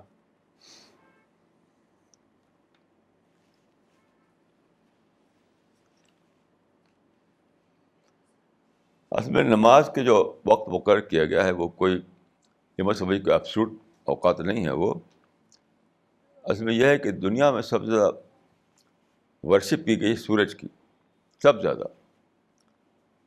تو سورج کے جن اوقات میں ورشپ کرتے تھے ان اوقات میں نماز نہیں رکھی گئی تاکہ وہ نہ ہو, یعنی وہ شبہ نہ ہو جائے کہ یہ بھی اسی لحاظ سے نماز پڑھ رہے ہیں.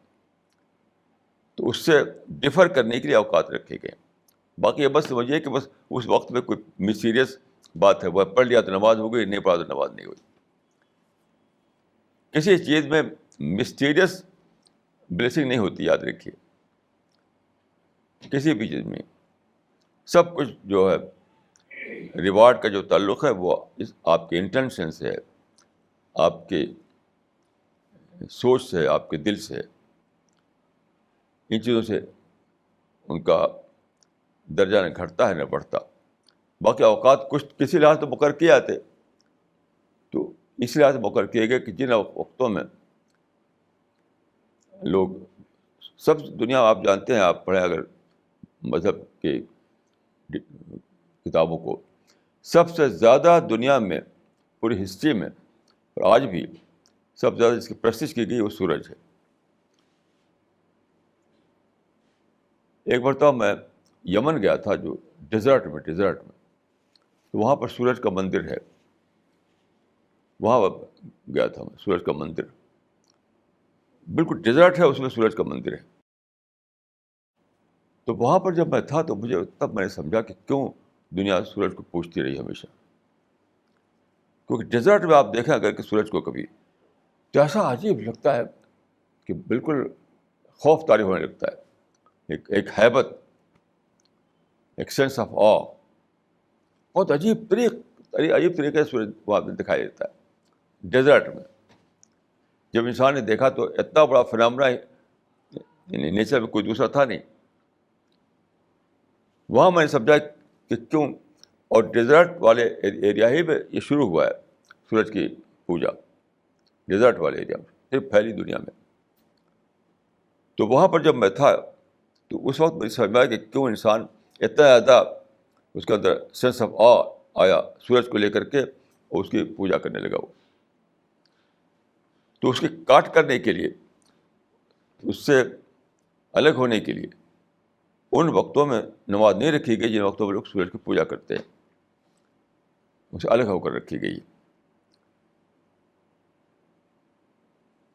تو یہ ہے. اور باقی اس میں یہ مت سمجھے کہ اس میں کوئی مسٹیریس وہ آسپیکٹ ہے اس کا, کچھ نہیں. کوئی بھی وقت ہو سکتا تھا, دوسرا بھی وقت ہو سکتا تھا.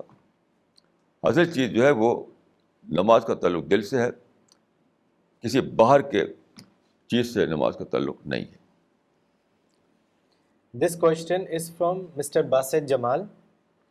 Maulana, would you please tell us the hadith on Ikhwan Rasool and also tell us some hadith related to Hind? دیکھیے حدیث میں آیا ہے کہ رسول اللہ نے فرمایا, تو صحابہ تھے وہاں پر کہ مجھے پسند ہے, مجھے محبوب ہے کہ میں اپنے بھائیوں کو دیکھوں. ارا اخوانی, مجھے یہ چیز محبوب ہے کہ میں اپنے بھائیوں کو دیکھوں. تو صحابہ نے کہا کیا ہم آپ کے بھائی نہیں ہیں؟ تو فرق نہیں, تم میرے اصحاب ہو, میرے کنٹمپریری بلیورس ہو. وہ لوگ بعد کو آئیں گے. لم یاتوا بعد وددت انا قد رأینا اخواننا. میری تمنا ہے کہ میں اپنے بھائیوں کو دیکھوں. تو ان کا کیا ہم آپ کے بھائی نہیں ہیں؟ کہ نہیں, تم میرے اصحاب میں مطلب میرے کنٹمپریری لوگ ہو, وہ بعد کو آئیں گے. تو وہ ان کا درجہ جو ہے ایک اور حدیث سے معلوم ہوتا ہے کہ ان کا درجہ بہت بڑا ہوگا, بہت بڑا ہوگا. کیونکہ اور کئی حدیثیں اس سلسلے میں ہیں. تو ایک حدیث ہے کہ میری مثال بارش جیسی ہے. کچھ نہیں معلوم کہ اس کا پہلا حصہ زیادہ بیٹر ہے, دوسرا حصہ زیادہ بیٹر ہے. اب بولو خیر ام آخر ہو, اس کا حصہ پہلا, امت کا پہلا حصہ زیادہ اچھا ہے یا دوسرا حصہ زیادہ اچھا ہے. اس میں کتنی بڑی گڈ ٹائڈنگ ہمارے لیے, کتنی خوشخبری کہ بعد کو زمانے میں آنے والے لوگ جو ہے پہلے زمانے والے لوگوں سے بیٹر ہو سکتے ہیں. وہی میں نے کہا تھا کہ second audience might be better than first audience. تو یہی لوگ ہیں جو اخوان بنیں گے. اور ایک اور حدیث میں ہے کہ قیامت میں کچھ ایسے لوگ آئیں گے جن کو پرافٹ بھی یعنی انوی کریں گے ان کے اوپر، ان کو رش کی نظر سے دیکھیں گے. جسمانی خدا کی بلیسنگ جو ہے وہ ڈسکنٹینیو نہیں ہوئی ہے، اسے فل اسٹاپ نہیں لگا ہے اس کے اوپر. خدا کی بلیسنگ جو ہے اٹرنل طور پر جاری ہے، اس میں کبھی کاما ہی رہتا ہے، فل اسٹاپ کبھی نہیں لگتا ہے. بڑی بڑی بلیسنگ ہے، یہاں اتنی بڑی بلیسنگ کہ پیغمبر بھی ان پہ انوی کرے، خدا بھی ان پہ فخر کرے. لیکن یہ کس کے لیے ہے؟ یہ کوئی مسٹیریس چیز نہیں ہے. لوگ سمجھتے ہیں کہ مسٹیریس چیز ہے، کسی کا دامن تھام لیا، کہیں جگہ کسی مقدس جگہ پہنچ گئے. یہ سب بالکل ایبسرڈ باتیں ہیں. سارا ڈپینڈ کرتا ہے آپ کی ریئلائزیشن پر، خدا کو کتنا آپ نے ڈسکور کیا اس پر، خدا کو کتنا آپ نے کنسرن بنایا اس پر. ایک پہلے زمانے میں ایک انگریز مسلمان ہو گیا تھا، تو لوگوں نے اسے کلمہ پڑھا دیا، نماز سکھا دی. بات کو اسے پتا کہ مسلمان داڑھی رکھتے ہیں، تو اسے پوچھا تم نے داڑھی بتائی نہیں؟ تو کہا ہم نے سوچا کہ شاید آپ اس سے بڑھ کے ابھی بات کو بتا دیں گے آپ کو. کہا کچھ نہیں، جو خدا نے کہا، جو رسول نے کہا، جو بتاؤ اس کو، میں اس کو کروں گا، اس کو ابھی سے کروں گا، اسی وقت سے کروں گا. تو ایک وہ لوگ ہوتے ہیں جو ایکسکیوز ڈھونڈتے ہیں، ایک وہ لوگ ہوتے ہیں جو بالکل اس میں اپنے آپ کو ڈال دیتے ہیں. تو آج بھی یاد رکھیے، چیپٹر کلوز نہیں ہوا ہے، آج بھی فل اسٹاپ نہیں لگا ہے. بڑی سے بڑی بلیسنگ آپ کا انتظار کر رہی ہے. اتنی بڑی بلیسنگ کہ آپ خدا کے لیے پرائڈ بن جائیں، اتنی بڑی بلیسنگ کہ آپ پیغمبر بھی آپ کو انوی کرے آپ کے اوپر. یہ سب باقی ہے، ابھی وہ قیامت تک باقی رہے گا. جب تک اسرافیل سور نفخ ہو جائے تب تک یہ سب اپرچونیٹیز باقی رہیں گی. اب جو چاہے ان کو استعمال کر لے، نہیں تو آخر میں یہ ہمیشہ کے لیے کہتا رہے کہ mine was a case of missed opportunities. My second part was hadith in reference to India. You wanted to know if there is any hadith. India جی انڈیا کے بارے میں جی دیکھیے، انڈیا کے بارے میں حدیث ہے. اگر کوئی اس کو چاہے ڈیٹیل میں جاننا تو مولانا سیسوان ندوی بہت بڑے اسکالر تھے، ان کی کتاب ہے عرب و ہند تعلقات. اس میں انہوں نے کئی چیزیں نقل کی ہیں. تو بہرحال وہ ایک حدیث ہے کہ دو حدیثیں ہیں. ایک ہے کہ دو گروپ ہیں جن کو خدا نے آگ سے یعنی محفوظ کر دیا ہے. ایک وہ گروپ جو انڈیا میں دعوی ورک کرے گا، دوسرا وہ گروپ جو مسیح کے ساتھ دے گا. ایک ہی حدیث ہے. دوسری حدیث میں ہے کہ مجھے انڈیا کی طرف سے علم کی ہوائیں آتی ہیں. اجد ریحل علم من بلاد الہند، ہند کی طرف سے مجھے علم کی ہوائیں آتی ہیں. تو یہ حدیث بڑی عجیب ہے. میں سمجھتا ہوں اس حدیث کا مطلب کہ یہ علم کا زمانہ جو آئے گا، جس کو اب سائنس کا زمانہ، تو سائنس کے زمانے میں جو اس کو خدا کے لیے یعنی سائنس کے ذریعے سے جو ڈسکوری ہوگی، سائنس کے ذریعے جو نئے دروازے کھلیں گے معرفت کے، ان کو وہ اسی ملک، اسی انڈیا سے چیزیں ظاہر ہوں گی.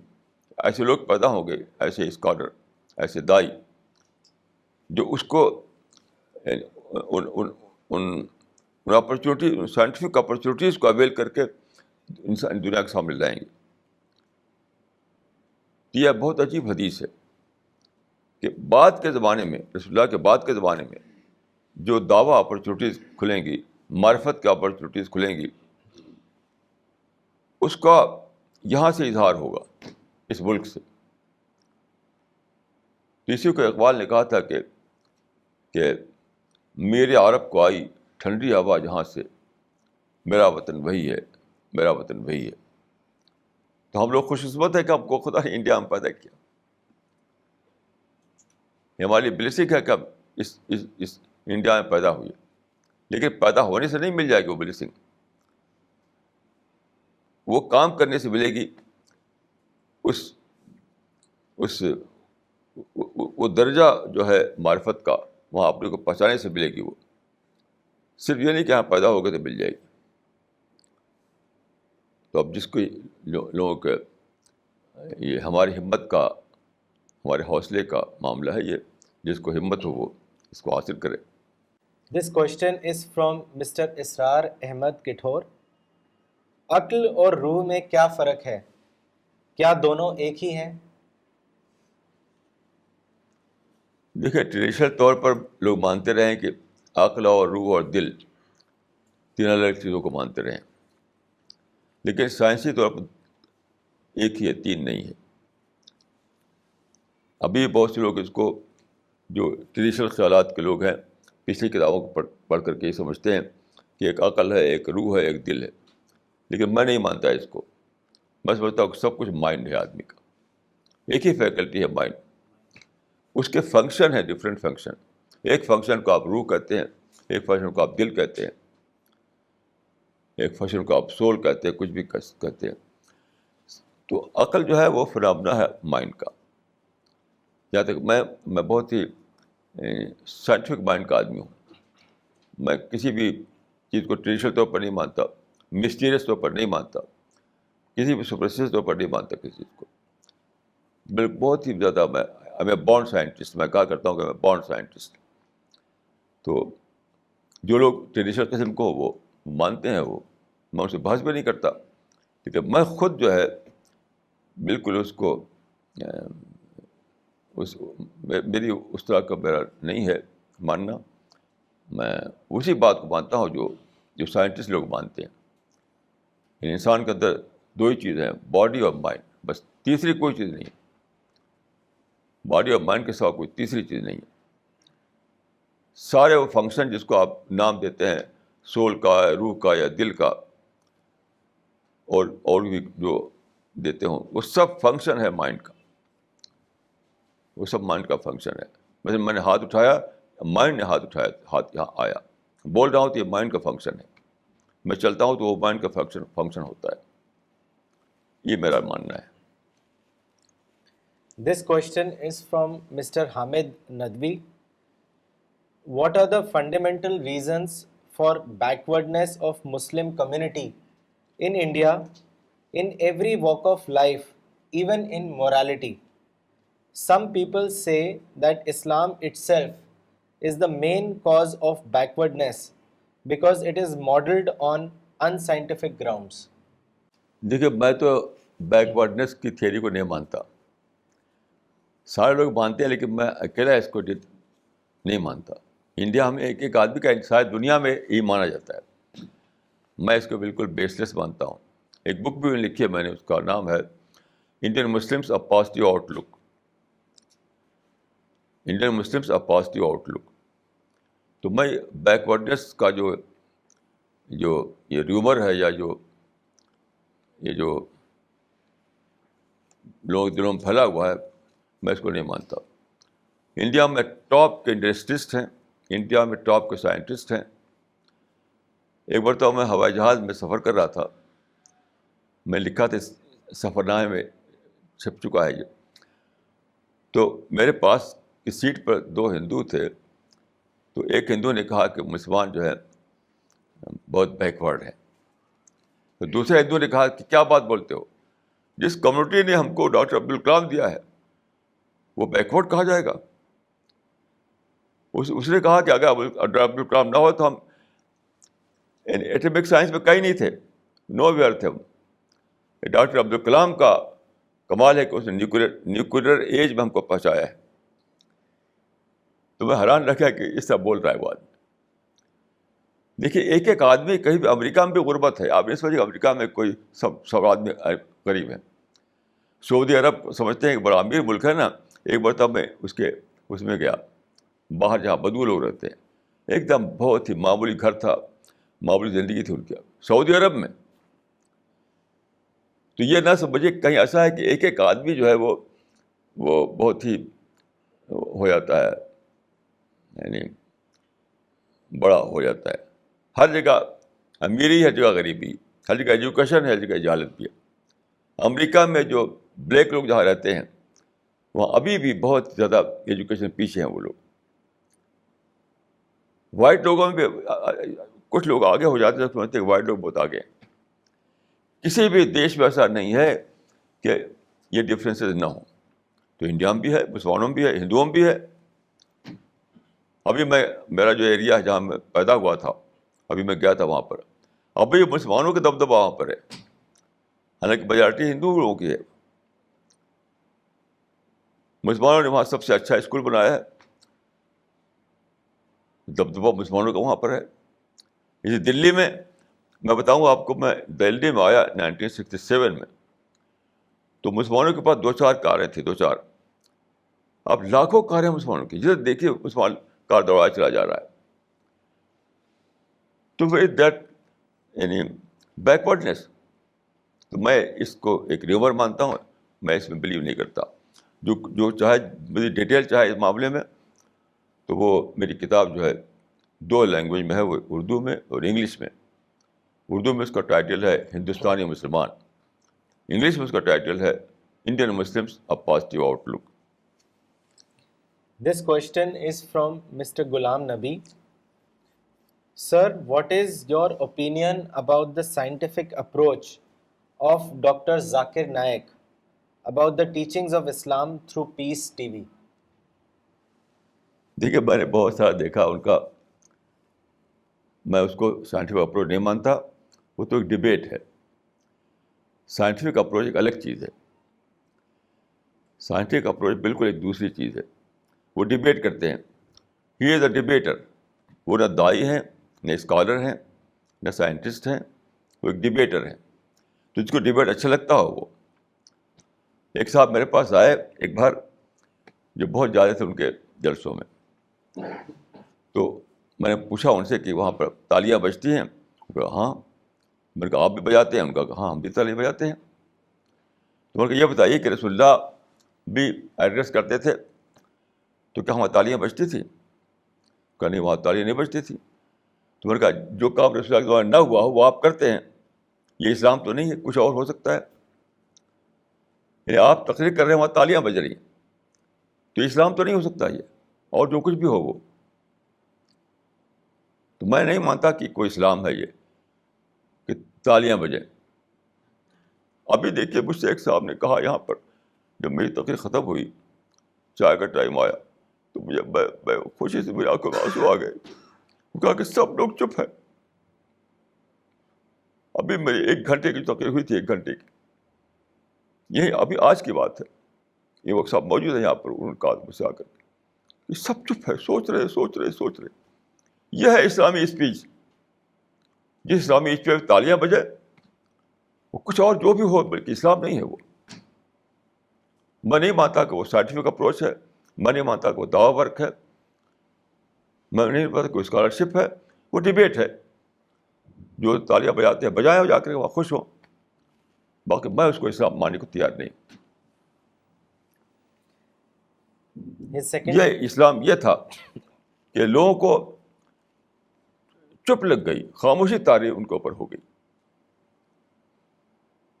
ایک بار تو یہاں پر ہمارے مسٹر بترا یہاں پر ہیں, انڈسٹریسٹ ہیں, وہ بزنس مین ہیں. وہ ایک بار تو آئے وہاں پر, ایک بار نہیں کئی بار آئے شاید.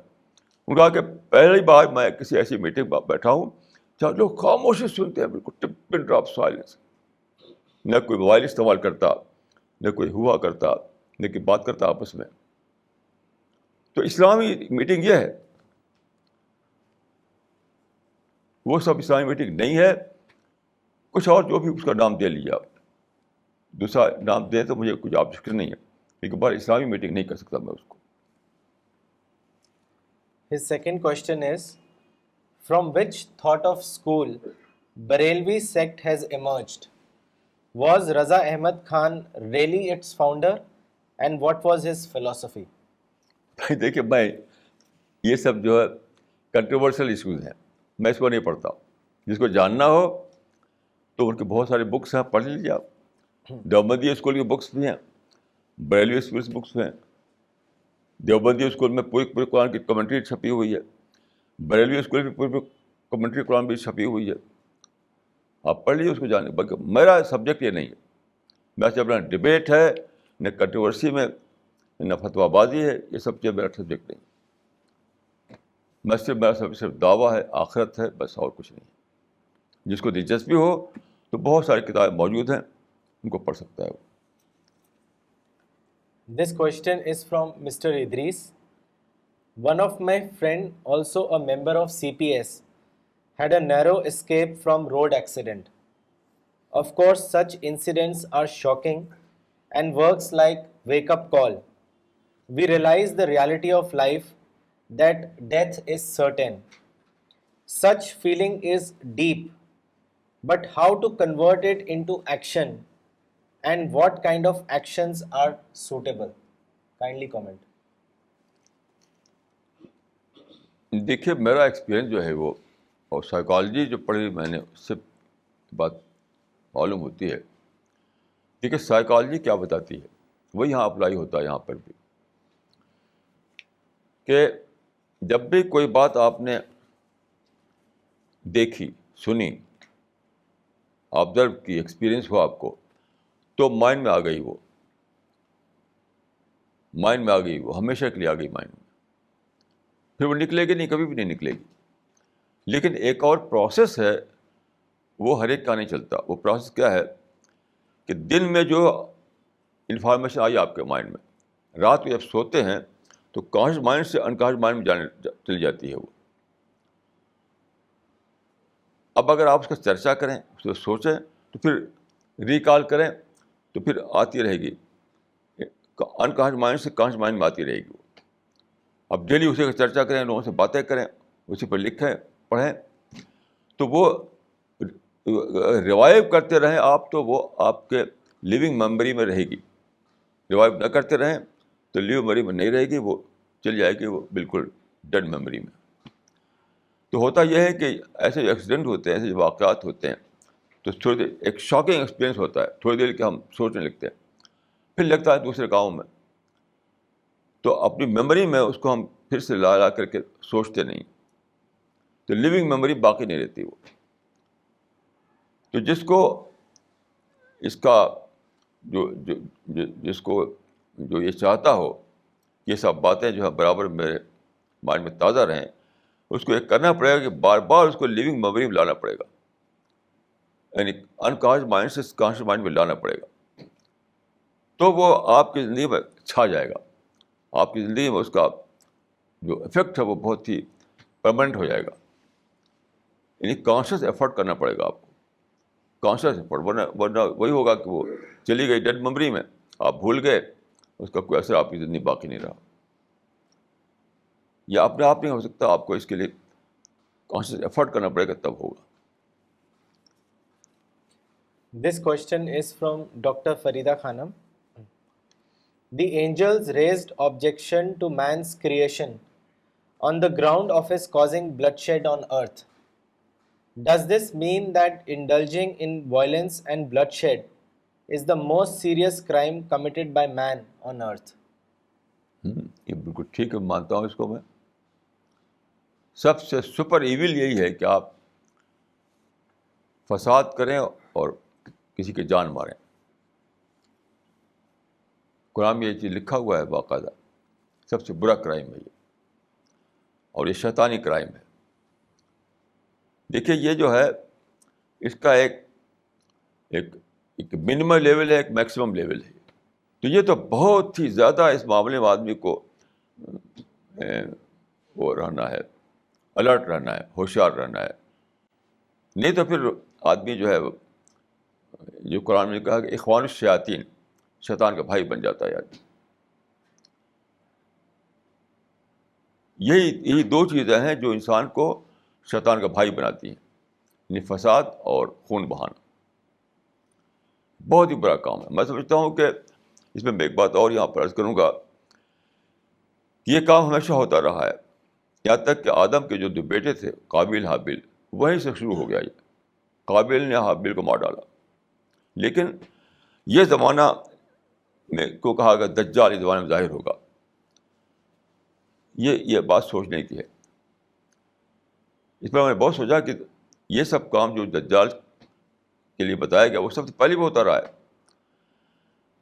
اب جو ہے وہ, لیکن اب اس کی ڈگری کے اعتبار سے بہت بڑھ گیا ہے, بہت بڑھ گیا, بہت بڑھ گیا. اور ڈگری کیسے بڑھا ہے؟ اس زمانے میں لوگ کرتے ہیں ideologically justified crime, ideologically justified violence, ideologically justified war. یہ ہے دجالی. دجالی اس کا نام ہے کہ پہلے آدمی جو ہے بس مار ڈالا, کسی کو مار ڈالا, بس ہو گیا. اب اس کا جسٹیفیکیشن اس کے پاس ہوتا ہے. اور اس میں مسلمان کے پیچھے نہیں ہے. مسلمانوں نے کیا کیا, کچھ اسکالرس نے اسلام کا پولیٹیکل انٹرپریشن دیا. پولیٹیکل انٹرپریشن اب کیا بنا کہ صاحب اسلام جو ہے خدا کا قانون ہے, مسلمان اس کے مسلمان خلیفہ ہیں, مسلمان کا اب دنیا بھر میں اسلام قانون نافذ کریں. اب کیا ہے, اب لوگوں کو مار مار کے ان کو اوپر رول کرو اور اسلام کا قانون لوگوں پر امپلیمنٹ کرو. یہ ہے ideologically justified crime, ideologically justified violence. یہ سارا انٹرپریشن غلط ہے. یہ سارا آئیڈیالوجی غلط ہے. یہ سب دجالی ہے, دجالی. کہ دنیا میں آپ خون بہائیں, بم ماریں, گن ماریں, سوسائڈ بامبنگ کریں, اس کے لیے آپ کو جسٹیفیکیشن بنا لیا آپ نے. یہ زمانہ آپ جانتے ہیں روزانہ پیپر میں آتا رہتا ہے. اسلام کے نام پر گن, اسلام کے نام پر بم, ہاں تک اسلام کے نام پر سوسائڈ بامبنگ. یہ آئیڈیالوجیکلی جسٹیفائڈ کرائم اس کو کہتا ہوں میں. یہی دجالی ہے, یہی دجالی. اس سے ہم کو 1000 میل دور رہنا ہے, ورنہ خدا کے ہمیں کوئی بچنے کوئی امکان نہیں. آئیڈیالوجیکلی جسٹیفائڈ کرائم جو ہوتے ہیں وہ جو ہے کیا ہے, وہ یعنی گناہ پر سرکشی کا اضافہ, میں کہتا ہوں اس کو. گناہ پر سرکشی کا اضافہ اس کو میں کہا کرتا ہوں. تو ڈبل گناہ ہو گیا یہ, اور اسی کو میں دجالی مانتا ہوں. Ideologically justified violence, ideologically justified crime, اسی کو میں دجالی مانتا ہوں. اور اس زمانے میں یہی دنیا میں ہو گیا ہے, بہت دھوم سے ہو رہا ہے. اور بہت آدمی بہت دلیر ہو کر کرائم کرتا ہے. سمجھتا ہے کہ میں تو اچھا کام کر رہا ہوں, میں تو شہید ہونے جا رہا ہوں, میں تو حوروں سے ملاقات کرنے جا رہا ہوں. اتنا زیادہ ٹھیٹ ہو گیا.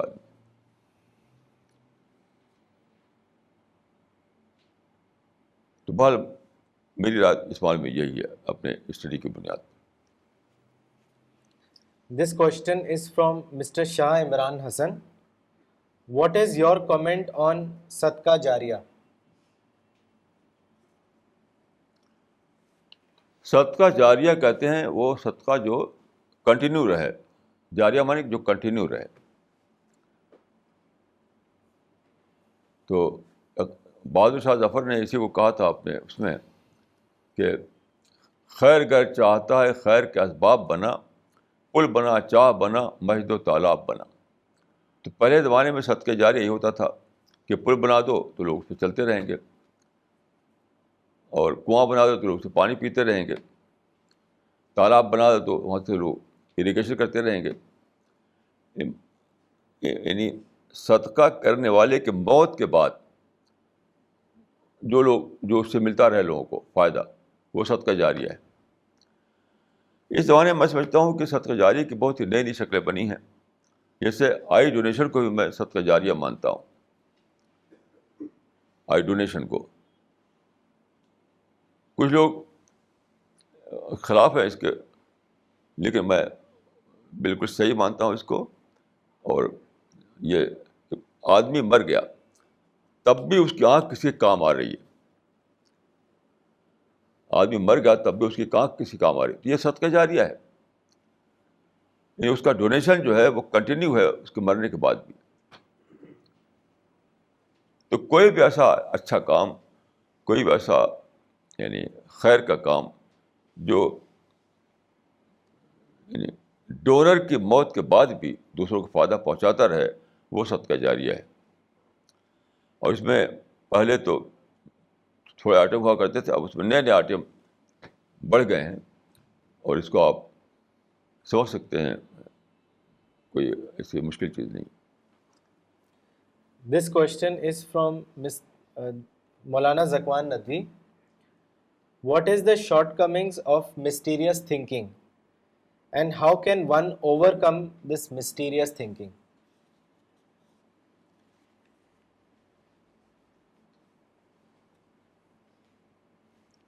مسٹیریس تھنکنگ تو دوسرے لفظوں میں ہے superstitious thinking. مسٹیریس thinking is only the other name of superstitious thinking. تو کسی چیز کو آپ سپرسٹیشن کے طور پر مانے، وہ تو ماننا نہیں ہوا، وہ تو جہالت ہوئی. وہ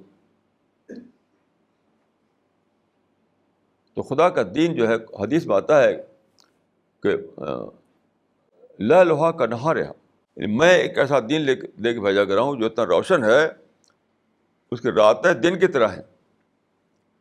بڑی عجیب الفاظ ہیں اس کے. اس کی راتیں دن کی طرح، لا لوہا کا نہار ہے. اب بتائیے کہ جس دین کے بارے میں آپ فرماتے ہوں کہ اتنا روشن ہے، بیضاء، اتنا بیضاء ہے، روشن، کہ اس کی راتیں بھی دن کی طرح ہیں، اس میں آپ دیکھ، اس میں کیا جگہ ہے مسٹیریس سوچ کی اور سپرسٹیشن کی. اسے میں کہتا ہوں کہ اسلام سائنٹیفک مذہب ہے. اسی حدیث کے دوسرے لفظوں میں جب بیان کرتا ہوں تو میں کہتا ہوں کہ اسلام سائنٹیفک مذہب ہے، کیونکہ سائنس میں ہر چیز ویل نون ہوتی ہے. سائنس میں ہر چیز ویل نون ہوتی ہے. سائنس میں کوئی چیز مسٹیریس نہیں ہوتی ہے. جب حدیث میں صاف صاف ہے کہ میں ایک ایسا دین لے کر آیا ہوں جو روشن دین ہے، اس کی راتیں بھی دن کی طرح سے روشن ہیں، لا لوہا کا نہار ہے. اسی کو میں دوسرے لفظوں میں یہ کہتا ہوں کہ اسلام میں کوئی پراسراریت نہیں ہے، مسٹیریس نہیں ہے. آپ اس کو سمجھ سکتے ہیں، آپ قرآن کو پڑھیں، حدیث کو پڑھیں، اور جو ریلیونٹ ڈسپلن ہے اس کو پڑھیں، اسٹڈی کریں، نیچر کی، یونیورس کی اسٹڈی کریں، تو آپ لگے گا آپ کو کہ اس میں کوئی مسٹری نہیں ہے، کوئی چیز اس میں پر اسرار نہیں ہے. میرے لیے تو کوئی پر اسرار چیز نہیں ہے. میں ہر چیز کو وہی سمجھتا ہوں، لا لوہا کا نہار کے معنی میں لیتا ہوں. This question is from Mr. Zubair. From the past 1.5 months, I and my Shia friend are discussing the concept of supplicating someone other than God. He says that it is allowed and is not shirk. He says that Allah is with those who say, Ya Ali Madad, referring to the victory of weak, less equipped Lebanon over strong, highly equipped Israel.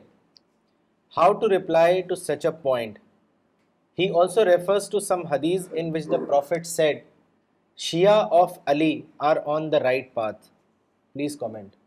نہیں دیکھیے، ایسا حدیث ہے، fabricated ہے. ایک بات یہ سمجھ لیے کہ جو فنڈامنٹلس ہیں اس کو قرآن سے نکلنا چاہیے. فنڈامنٹلس کو آپ کہیں اور سے نہیں نکال سکتے، یہ اچھی طرح یاد رکھیے. تو شرک کا مسئلہ اور توحید کا مسئلہ بہت ہی فنڈامنٹل ہے اسلام میں. کوئی بھی ایسی چیز جس میں شرک آتا ہو وہ کبھی بھی آپ کہیں اور سے نہیں نکال سکتے. آپ تو کسی اور کو پکارنا، یہ تو کھلا ہوا شرک ہے، یہ تو کھلا ہوا شرک ہے. کیونکہ آپ کسی اور کو پارٹنر مان رہے ہیں، پارٹنر. شرک کیا ہے؟ شرک مطلب ہے کسی اور کو خدا کے ساتھ پارٹنر ماننا، حصے دار ماننا. یہ تو کھلا ہوا شرک ہے. تو جب تک آپ قرآن ثابت نہ کریں کہ فلاں جو ہے ہستی وہ خدا کی پارٹنر ہے، تب تک وہ بیس لیس مانا جائے گا. دیکھیے ایسا ہوتا ہے کہ لوگ جو ہیں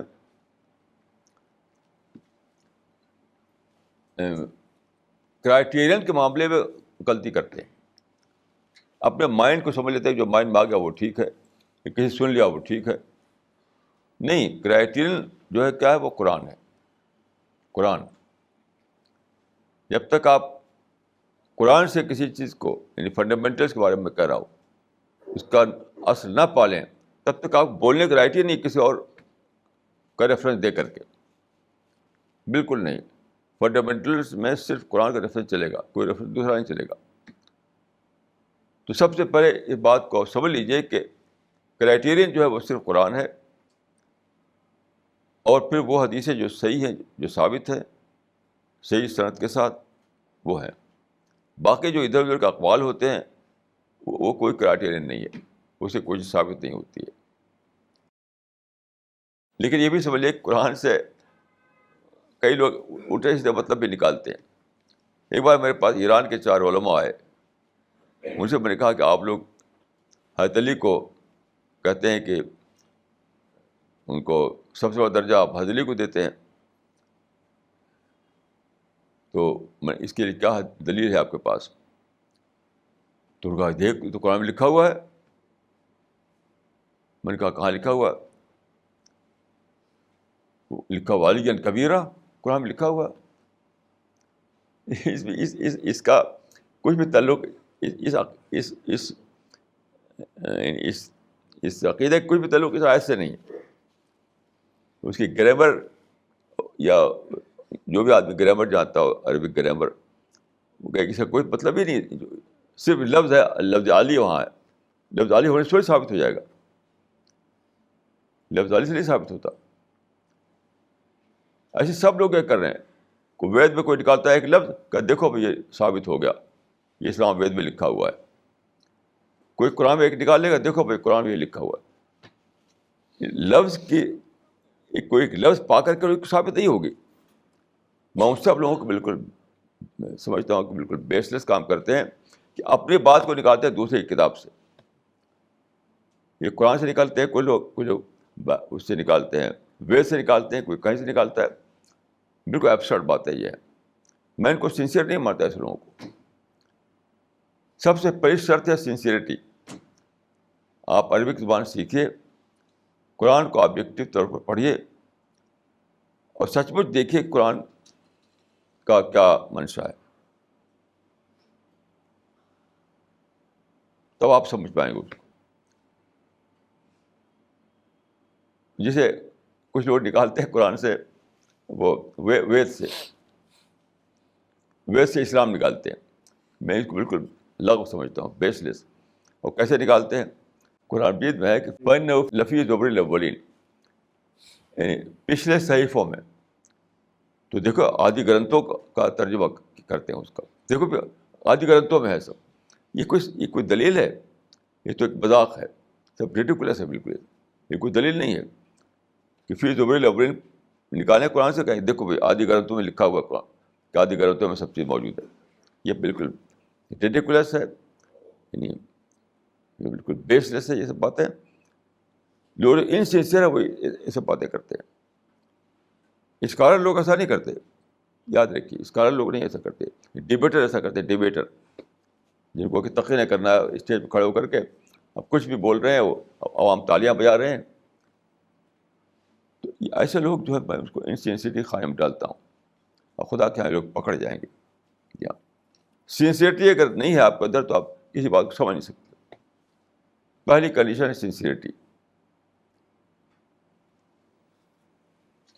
This question is from Mr. Idris. Did Prophet had knowledge about future? نہیں, پرافٹ کا کوئی علم غیب کا نہیں تھا. یہ قرآن میں لکھا ہوا ہے, قل لو عالم الغیب لاستکثرت من الخیر. غیب کا علم صرف خدا کو ہے. کچھ چیزیں جو پریڈکشن کے رسول اللہ نے بتائی ہیں, وہ رسول اللہ کو اللہ نے بتایا تھا. اس لیے ایبسولوٹ سینس میں آپ کو غیب کا علم نہیں تھا. یہ دونوں میں فرق ہے. اللہ تعالیٰ کو غیب کا علم ایبسولوٹ سینس میں ہے, ایبسولوٹ سینس میں, یعنی ہر بات کو وہ جانتا ہے. پیغمبر کو کچھ باتیں فیوچر کی بتا دی گئی تھیں, تو وہ آپ نے وہ چیزیں بتائیں, وہ حدیثوں میں آ گئیں بس. اور ایبسولوٹ سینس میں ماننا کہ رسول اللہ کو غیب کا علم ہوتا تھا, یہ بالکل بے حقیقت ہے، اس کا کوئی نہ قرآن میں ثبوت ہے نہ حدیث میں ثبوت ہے.